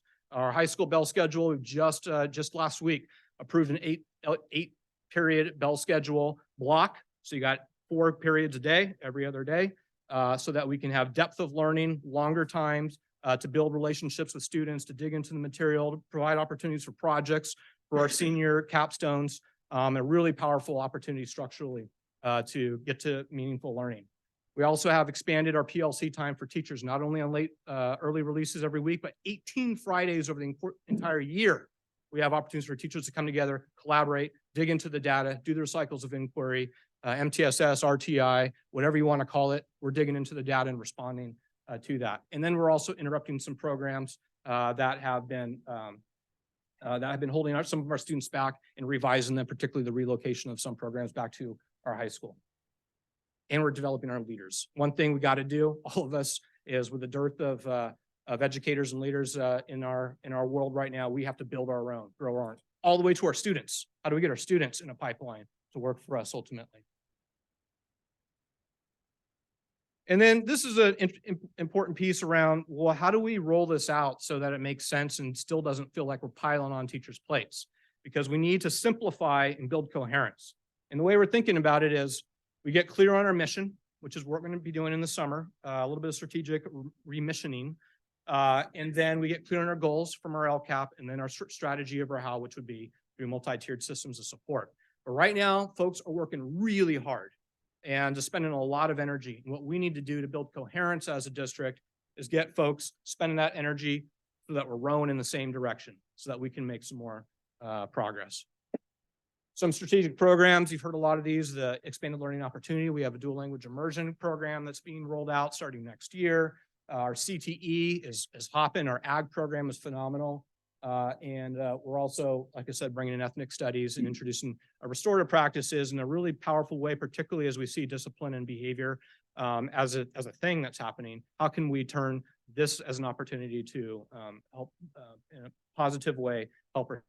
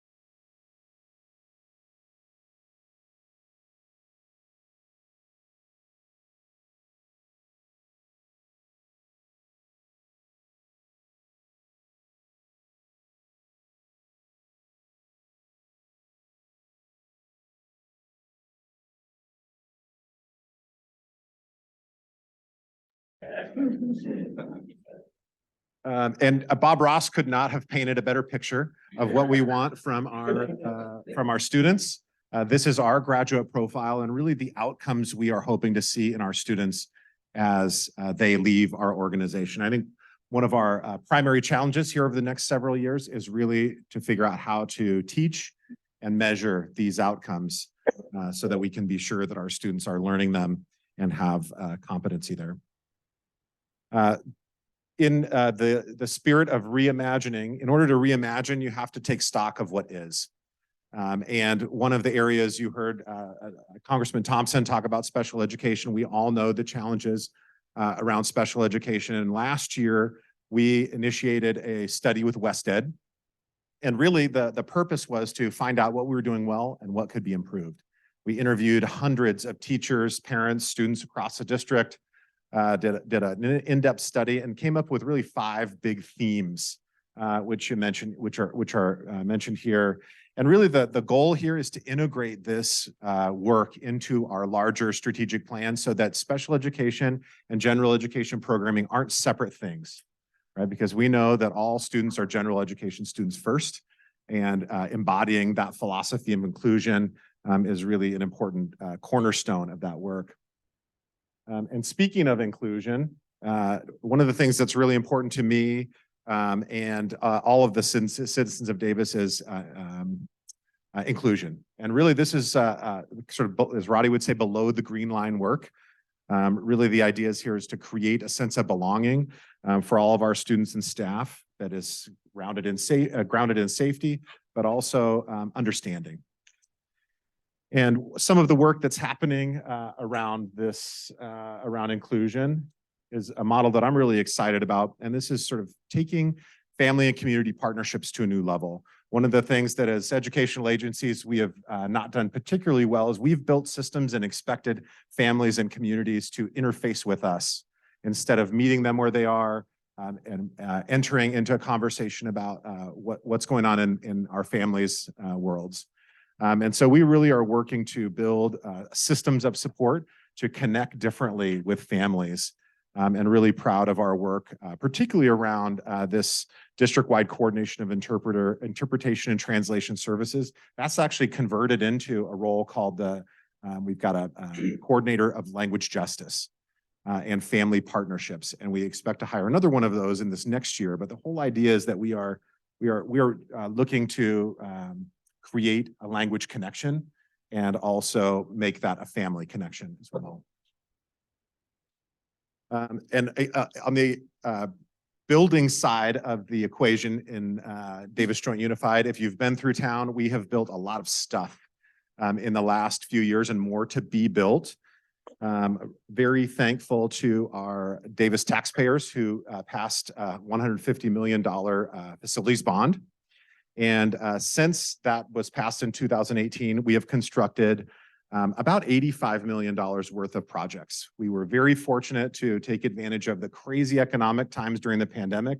We sold all of the facilities bonds all at once, saved Davis taxpayers about $80 million in interest, and have just put the pedal down on construction all throughout our town.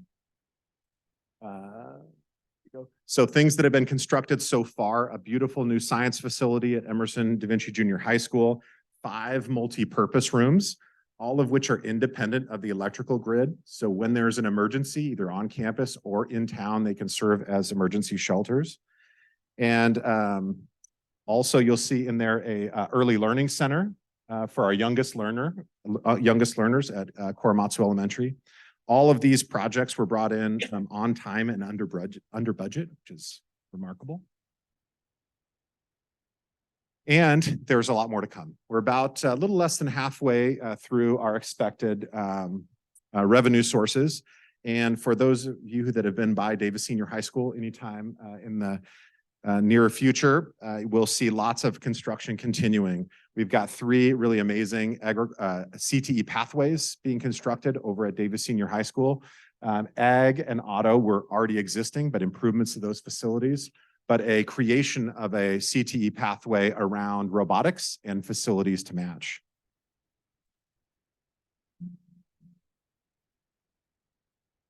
And last but not least, two last projects at Davis Senior High School, new STEM building and aquatic center, which should be completed here in the next couple of years. These projects at Davis Senior High represent about a $60 million investment over the last several years. As you've heard from my colleagues, there's lots of work to be done, both above and below the green line. We also are investing in ethnic studies. Next year, we will launch a 9th grade ethnic studies graduation requirement, and have really engaged in a really amazing community discussion around the creation of an ethnic studies curriculum. And as Roddy said, it's been a uniting factor and should be. It's not been without its challenges, but it really has brought our community together about the things that matter, and we're representing those in our curriculum. And I want to give a big shout out to Yolo County, all the districts in Yolo County. We are at the forefront of addressing the teacher shortage in our region.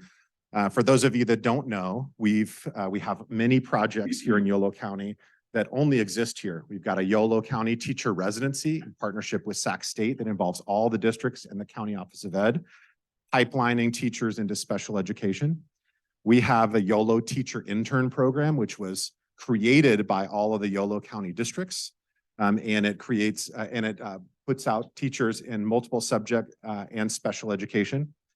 We have the Yolo Solano Center for Teacher Credentialing, which credentials several hundred teachers as they are hired and finish their induction programming.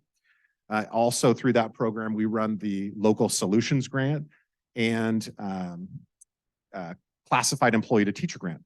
All of those programs have brought in about $10 to $12 million worth of funding to help bring teachers into the profession.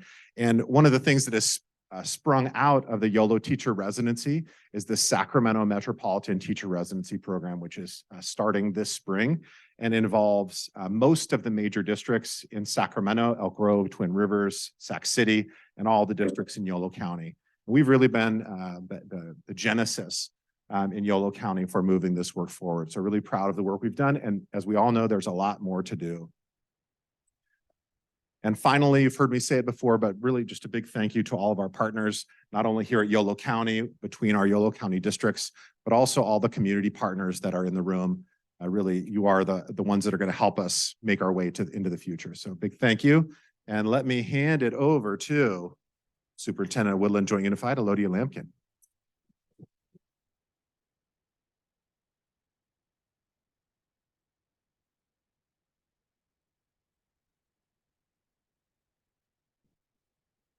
Good morning. So, I'm Elodia Ortega-Lampkin, a very proud superintendent of the Woodland Joint Unified School District. Last year, I was the first one to present, and today I'm the last one. I'm not sure which one's worse. Maybe I'll get the middle next time. So I'm very honored to be here and to speak to you about our district. We have,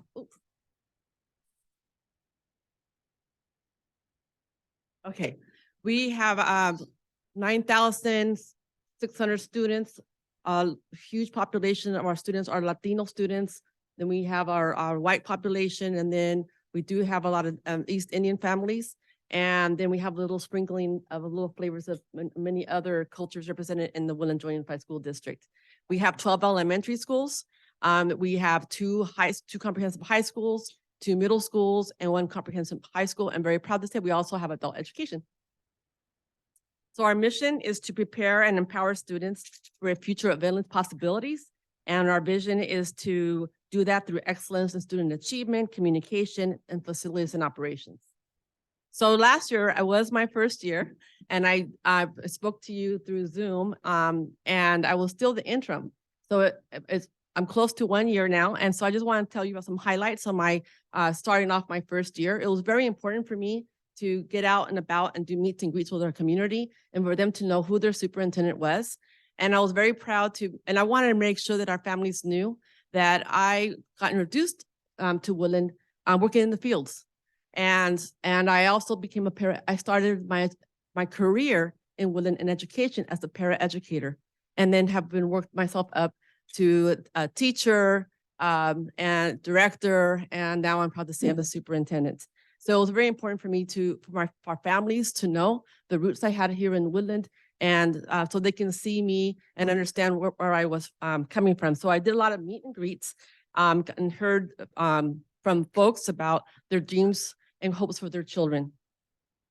I also wanted to make sure that we improved our communications and getting out, not just doing the meet and greet. I did 8 of them throughout the spring and then this fall, but I also wanted to make sure that we emphasize and improve our communication and making sure that the community was seeing all the positive things that are happening in Woodland. We have a challenge as superintendents to, something negative comes out on social media, and it's just so hard to combat that. So we wanted to be upfront of it and to tell our story consistently. So if hopefully you following me on social media, and I have our PIO who's been really helping me come out of my comfort shell. I mean, not being so shy and doing videos and whatnot. So I do a weekly communication to all our families and our staff. So every Wednesday, everyone gets a communication giving them the highlights of what's happening in the week and what's about the next steps that are happening. We have been featured and we're very deliberate on trying to get our stories out with our local media. And we've been doing some video, and we've been strategically also including students to help our students help us tell our story. So we've been including student voice to highlight things that we're doing in the district. And so recently we had a anti-bullying campaign. We wanted students to talk about the campaign and to share what they're learning at school and to communicate with their family and friends about what we're doing for anti-bullying. So that's been a year-long theme.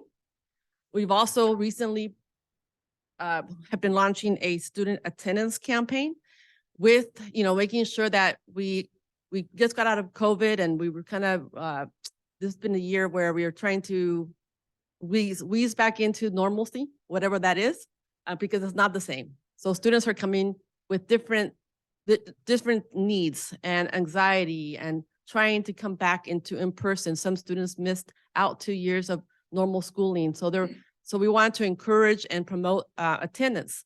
And we, of course, not if we're still in the pandemic, so we still have illnesses and things that we need to watch out for, but we wanted to make sure that we emphasize to our families that it's important to come to school every day.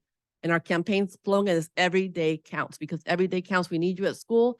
This is where we're going to come and support you and get you through the year. And we want to make schools, to make sure that students know that they have some control of why they come to school and to encourage one another. Let's see. So, these are our winners. So we have a campaign that every month we are recognizing students at schools who have improved the most, not who has the best attendance, but who has improved the most month to month. So these are our winners, and we're going to be announcing our winners for this month pretty soon. I mean, they were very proud. So we continue to focus on staying focused on our goals. These are our 4 LCAP goals: to be college and career ready, to support our students with social and emotional needs as well as academic needs, to accelerate the achievement of our English learners, and to engage students in leadership opportunities. So I'm just going to give you some highlights of some progress that we've made on our goals. So in goal 1, I want to say we have really expanded on our ethnic studies trainings. We are, I think, one of the pioneers in Northern California. Our students this year, graduating class of 2023, will be graduating meeting the ethnic studies requirement. So we are a huge lead in that. I'm very proud of that. And we continue to build on it and to improve on it and continue to training. And this is right here. Our counselors actually received training last week on ethnic studies. So we are training all our staff, whether they actually, even if they don't teach the course, but we want them to know what ethnic studies is, and so it becomes part of who we are and Woodland Joint Unified School District. The other thing I want to emphasize regarding achievement this year is our work on literacy. We're working on a literacy plan, but as that is being developed, we've started also being very strategic and making sure our paraeducators receive training. And so our paraeducators have been receiving strategic training on how to teach literacy. Many times teachers give our lowest students to a paraeducator so they have some one-on-one support or a small group, but sometimes they're the least trained. So we want to make sure that they have the tools. It's intentional as well, because we're trying to have a pipeline for future teachers. So I've been coming to those trainings and encouraging them, telling them, this is just how I started as an educator, right? I started as a paraeducator, and here I am the superintendent. So I encouraging them you can get your credential, come and teach, consider this as a career, and we're going to give you a training and treat you as the professionals that we need you to be to work with our most needy students. And we're also working with our library, the city library. We've increased our partnership with the city library, and we're very proud of that work as well. Did this move? We've also continued to working on expanding our CTE offerings. We have really pushed on having students talk to other students who present to one another. We've had a couple events, community events, and we also have had events for our students to visit our programs and to learn about the CTE offerings. And we have a lot of students winning competitions, so we're very proud of our CTE offerings, and we continue to grow in that area and partner also with the Woodland Community College on the SEED program, which is a program to get students to get college credit while they're going through this academy. So we're very proud of that as well.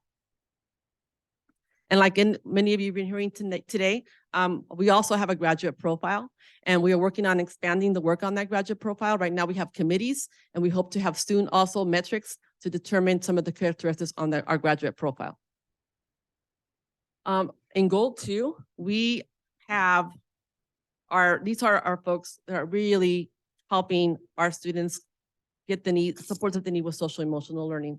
So we have a wellness team. This is something new that we did this year. And these are just some of the people that we have. We have our nurses, our counselors, behaviorists, social workers, attendance liaisons. So we have many positions, but we designed wellness teams so that they go out to every site so many days a month and to address specific needs of a family.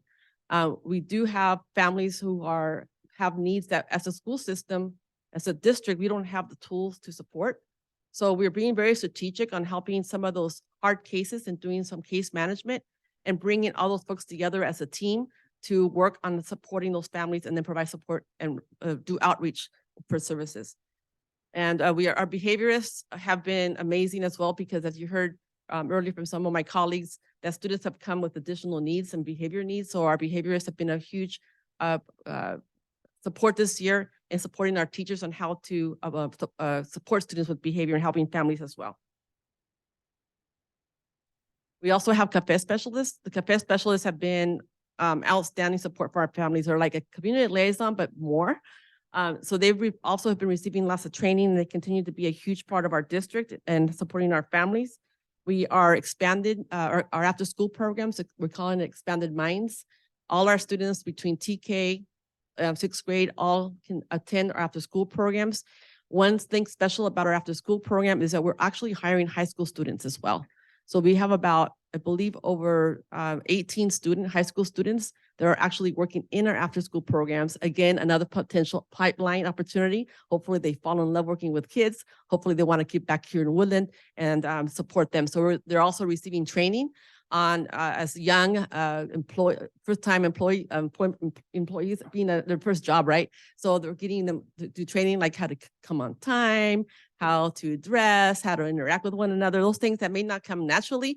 So it's a great opportunity to get our own high school students also supporting the after-school program.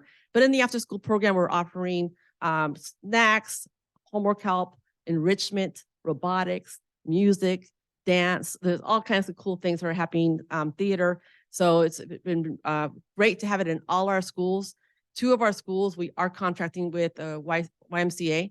So we are, they've already had YMCA before this grant came available, but so we continue to continue the, not disrupt the program there. And it's all free for all our families and students. And then our summer school programs, we are going to have a STEAM focus on our elementary schools. We have 3 elementary schools that'll be summer school. We also have one that's going to be focused on dual immersion. We have a summer school program at Douglas Middle School. Also, is going to be focused on robotics. And we have our credit recovery program at the high schools. And we are partnering also with UC Davis and the city of Woodland to offer other programs to our students during summer school. So there's plenty to do for our students during summer school. Also for one of the highlights for goal 3, which is supporting our English learners, is we have a Latino family literacy for parents. So parents meet in the mornings with our cafe specialists who are, I mentioned earlier, they do the training and they work with our parents on how to support literacy in the home. They read the books together. They talk about how to point out vocabulary words, how to ask questions, and the parents have a lot of good time. They do this in the mornings. We also have another program for parents called Project to Inspire. That's a grant through the California Association of Bilingual Education. And they go through 8 modules. It's pretty intense training. They do them in the evenings and then they do a graduation. And we already had one group already graduated. And I can tell you when I went to the graduation, it was just so awesome to see the kids watching their parents receive a certificate and they just felt so proud. So that's another one of our highlights this year under that and goal number 3. In addition, we also continue to train our teachers to serve our English learners. And we have 2 things that we're mainly doing. One is through the EL Rise, which is really focused on supporting our general ed teachers on supporting English learners through English language development and how to support language and vocabulary. And we also have a special training going on right now, also called Promesa. That's training our bilingual teachers in Spanish. The training is actually done in Spanish to continue to build up their literacy in Spanish so that we have high quality dual immersion programs. And we have 3 dual immersion programs in Woodland, and they always have a waiting list. So we continue to build on that. And so that's been a huge highlight to have a training specifically for those teachers in Spanish.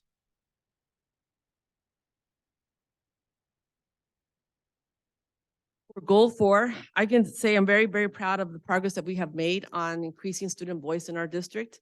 We have student councils in all our schools. So we are really increasing every school to ensure that students' voice are included in their school plans. And in our school plans, principals have to actually specifically show what process they use to include student voice and what was considered in students' voice in their school plan to make decisions in their school plan. So here is just one of our schools meeting with their, I think this is Woodland High School, meeting with their advisory group.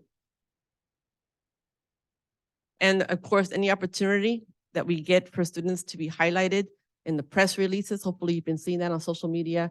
That's very intentional. We want to make sure that our students are the ones giving the voice out even as well in social media and highlighting them and recognizing them and having them being recognized as leaders. When they see one another doing that, it's an encouraging thing for them. So we want to continue doing that, and we're very proud of the progress we've made on that. Okay, so lately I have been working on getting students to participate in the Superintendent Advisory Council. So I went around talking to students, advertised it, made a little video and sent it directly to them. We put it on social media, sent it to the parents too, but I sent it directly to their students' email as well. And then I went around to the schools talking to them and gave out cookies. And I was very pleasantly surprised that I got 78 applications for a 2-year commitment. And so right now I'm going through the process of selecting the students who are going to support me in advising our school board on making important decisions on their behalf. And we're going to be also doing another cool thing is one of the things I've told the students that that I wanted to help build them and to build their leadership as well. That I was looking for students with a heart to make a difference, to be honest with me, so we can make our district and community better. And that was the criteria. And so those are the types of questions that were asked in the application. But I also told them that I wanted to give them back an opportunity for them to grow and to build themselves as leaders. And I shared with them that I used to be very, very shy, and I wanted to support them, because I know that shy people also have a lot to say. So we're going to be going to a StrengthsFinder camp in August, and I'm going to commit myself to go with the students. So that will be an opportunity for me to get to know them. I was joking with one of my trustees saying, I'm not sure if I'm going to do the ropes course. I'm going to have to start working out for that a little bit so I don't get myself hurt. But I'm very excited about that. So I think to summarize, my year is my first year as superintendent, even though I've been in Woodland in other roles. But my first year was just for me to really connect and get to know our staff in a different way, right? They've known me as a the, director of English Learner Services and then associate superintendent. But it's different when you're the superintendent. People see you differently. They expect certain things from you. You are the face of the district. And so I needed to adjust that for my first year and making sure that I really understood and did a lot of listening and observing and going into classrooms, but mostly talking to students, and it's paying off.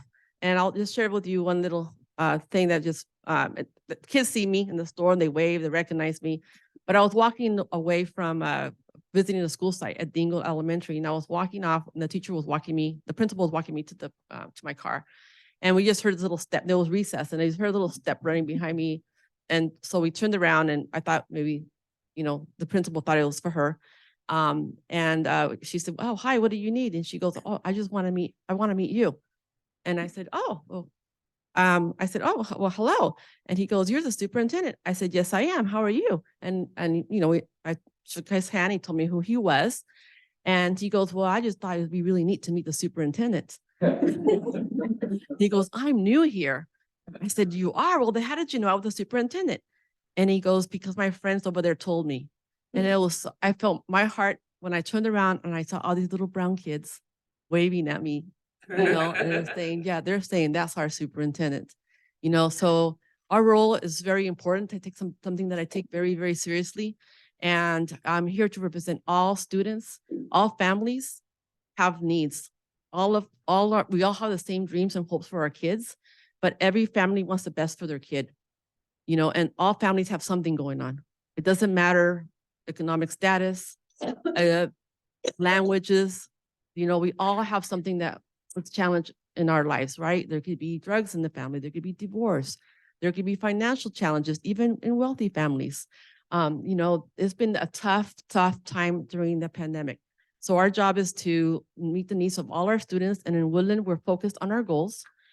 And we're going to continue focused on our goals. And then maybe we need to continue refining our goals and just continue to be student focused and just being very mindful that we have the biggest responsibility on helping families with the most precious thing in their life, and that's their children. So thank you.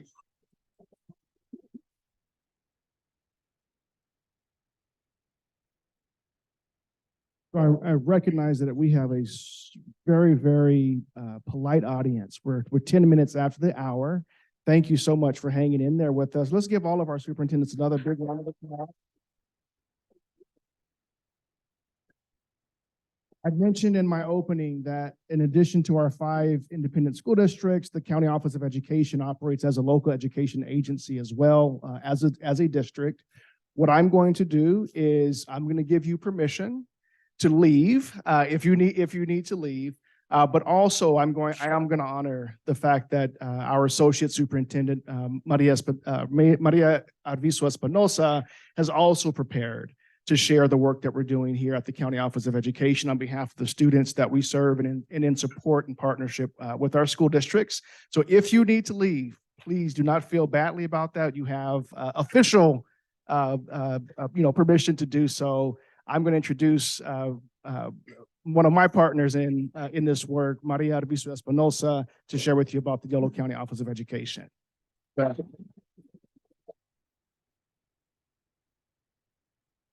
You everybody. So after all those wonderful presentations, I just want to say ditto, ditto, ditto, and sit down. I am not a superintendent, and I don't want to be a superintendent. Thank you. So yes. Up to all of you, and if you leave, I will not take it personal and make it easier, so I'm not as nervous up here making my presentation. So buenos dias, everybody. Buenos dias.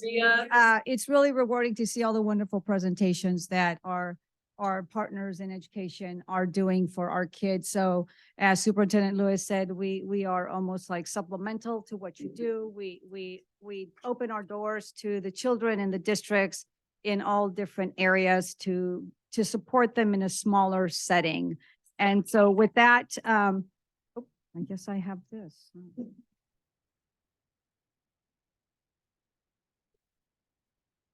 So when we talk about whole child, what we mean is by a whole child approach, it means that we're seeking to understand the unique needs of every single student as an individual, not as a whole.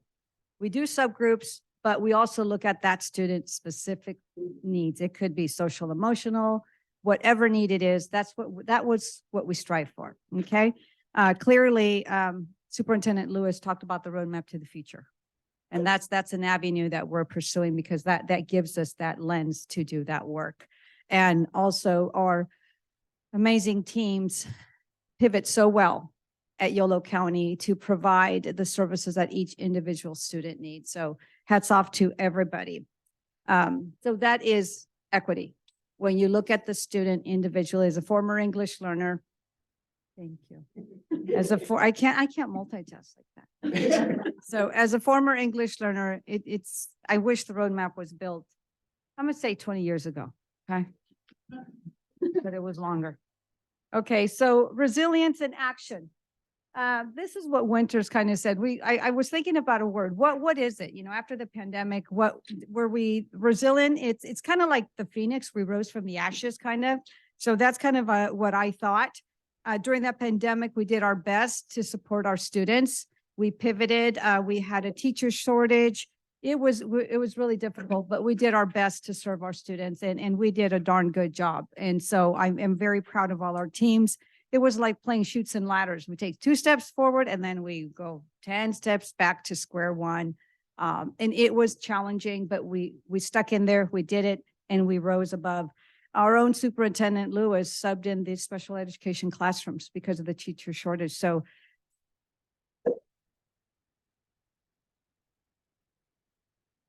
we took a 3-prong approach to understanding these challenges. Oh, I think you went ahead.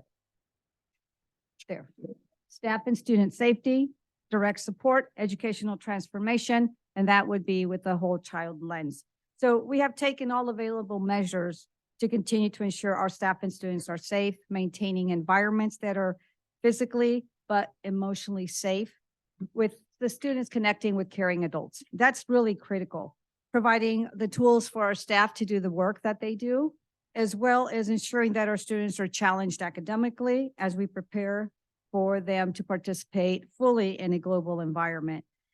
We've taken what we learned from the pandemic, like everybody else, and directing our efforts in supporting the whole child with a focus on the equity, as Superintendent Lewis and Dr. Hildreth indicated.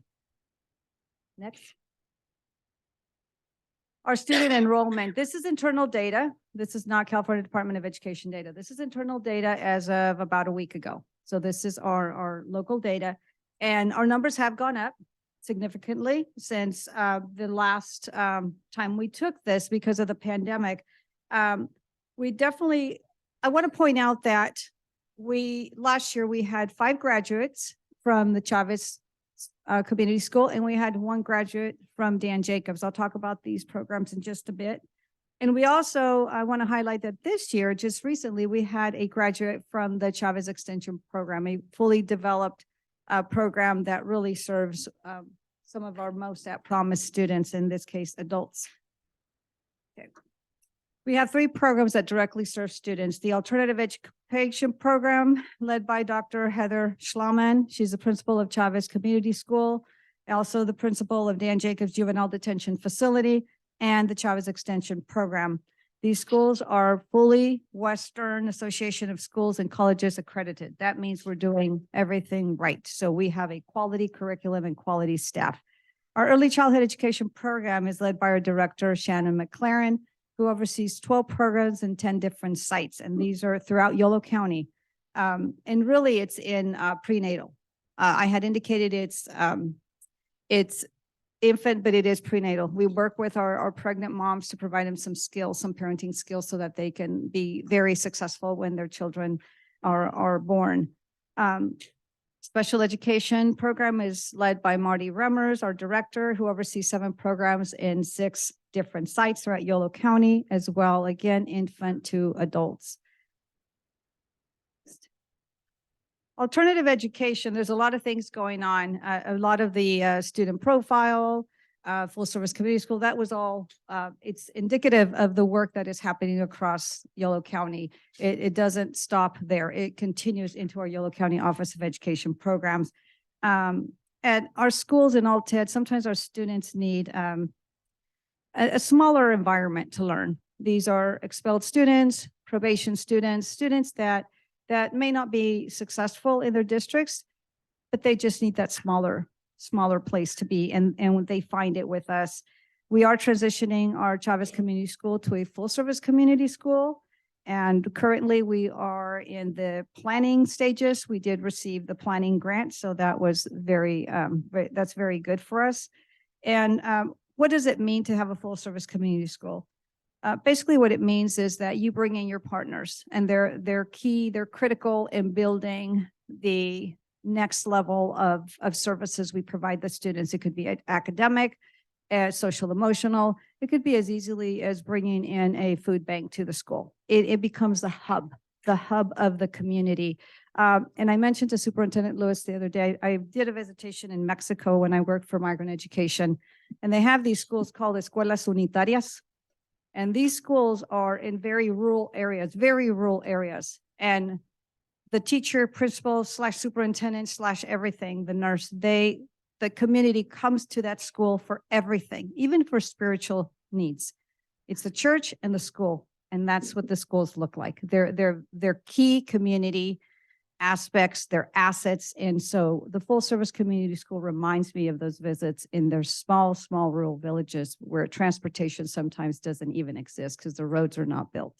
So that's what we're trying to strive. However, we're very lucky to have lots of partners here in Yolo County to help us build the full service community school. We conducted an equity audit and figured out that that's what we needed. And so the grant was written and it was provided for us. Dan Jacobs provides an alternative learning program for incarcerated students. And obviously the goal is to provide the academic instruction and a smooth transition back to public education as upon their release.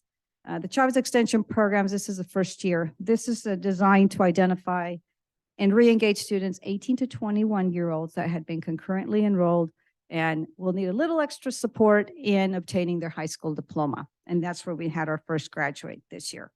Our Yolo County Career Program is a strong partnership between Yolo County Office of Education and Yolo County Probation. That's a real critical piece of our program because students are provided with career technical education and prepares them for the success in the workforce. So Representative Mike Thompson, this is one of his goals, to create jobs and grow the economy. So this is how we can do that. So this is partly how we can connect. And we also have paid partnerships as well.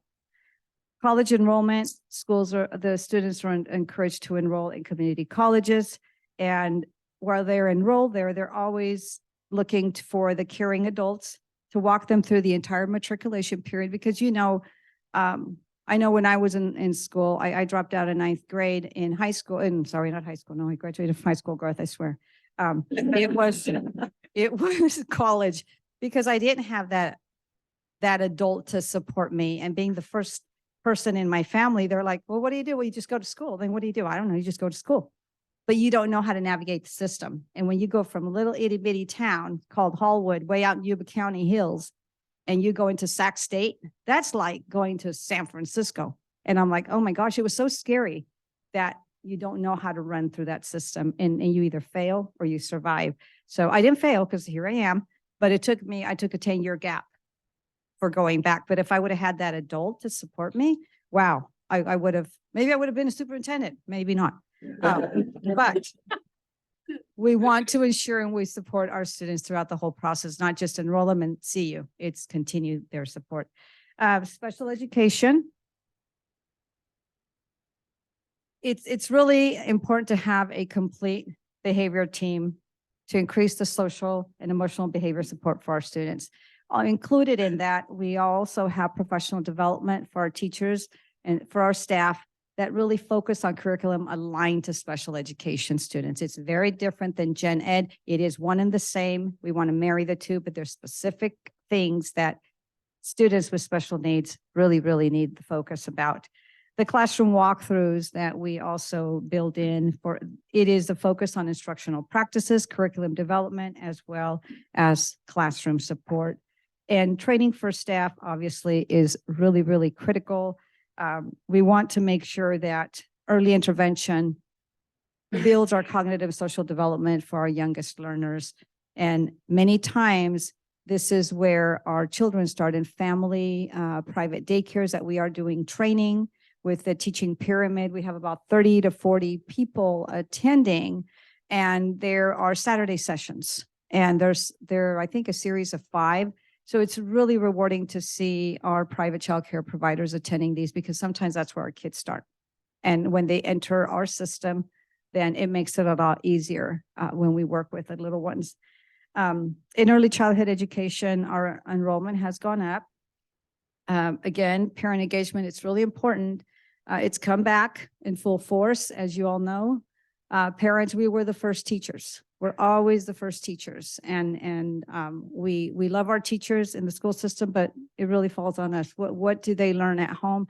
And so we work with our parents to ensure that they have the skills to work with their children at home, and also to reach out to us if they need anything to ensure their child is supported. We partner with agencies to bring in interns. We're working with CSUS and Woodland Community College to partner to grow our interns. We're hoping they stay and then they apply for positions with us or in the county, anywhere in the county, because we need these early learner providers. And we are very happy to have these collaborations. Professional development, we began it with Yolo County Office of Ed, Winters, and Washington preschool teachers for dual language instruction. Superintendent Lewis mentions there's 16.6% of English learners in Yolo County, and it's very important to maintain their first language. That will springboard them into more success as they move forward in their careers academically. And this develops a strong workforce in our communities to have a multilingual learners and graduates. Our service delivery model. It includes 8 areas that we focus on, but in reality, each area has multiple facets that build upon each section. Therefore, we continuously build our own capacity, engaging in a continuous cycle of improvement so we can better serve our students, our districts, our families. And we also foster a systematic collaboration with as many partners as we can. We can't do it alone. But behind these 3 student support programs at YCOE, we have an entire team of dedicated adults doing the work that I didn't mention up here. These are all of our teams in the Equity and Support Department that work with foster homeless, tobacco education, with our social emotional support, as well as our Equity and Support Department that works with our LEAs to build their LCAPs and provide the support and provide technical assistance in any areas that they may need. Our teaching and learning department has a plethora of wonderful supports, from career technical education to MTSS, PBIS training. I can't say enough about them. It is just they morph into anything that we need. And we also have our director of special projects. We have 2 that help us in everything and all things for compliance pieces, completing our reports, providing support to each other, providing transitional kindergarten expansion supports to our districts, and also building our youth commission to grow future leaders. We have that in place thanks to the Board of Supervisors, ARP funding as well. And it's just a wonderful makeup of our team. What we really strive for is to create the conditions that bring joy to the students as they come through our doors every day. And these kids are entrusted to us by the districts, by their parents, and we want to do the best we can for them. Our strategic plan is a blueprint for all that we do and what we stand for. It keeps us focused and aligned to our core values. Looking ahead, we will continue to develop our programs with the focus on the whole child, with education excellence, continue to build relationships, and fully develop the full service community schools and provide quality technical support to our district partners. And lastly, also measure what we do. I'm a firm believer that we need to measure what we do so that we can grow and ensure that we're doing the right thing as we move forward.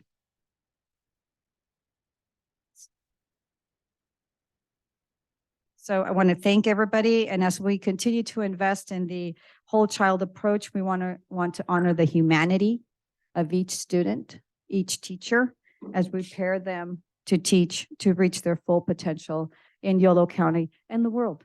And with that, I will turn it over to our Superintendent Lewis for closing remarks. Thank you so much.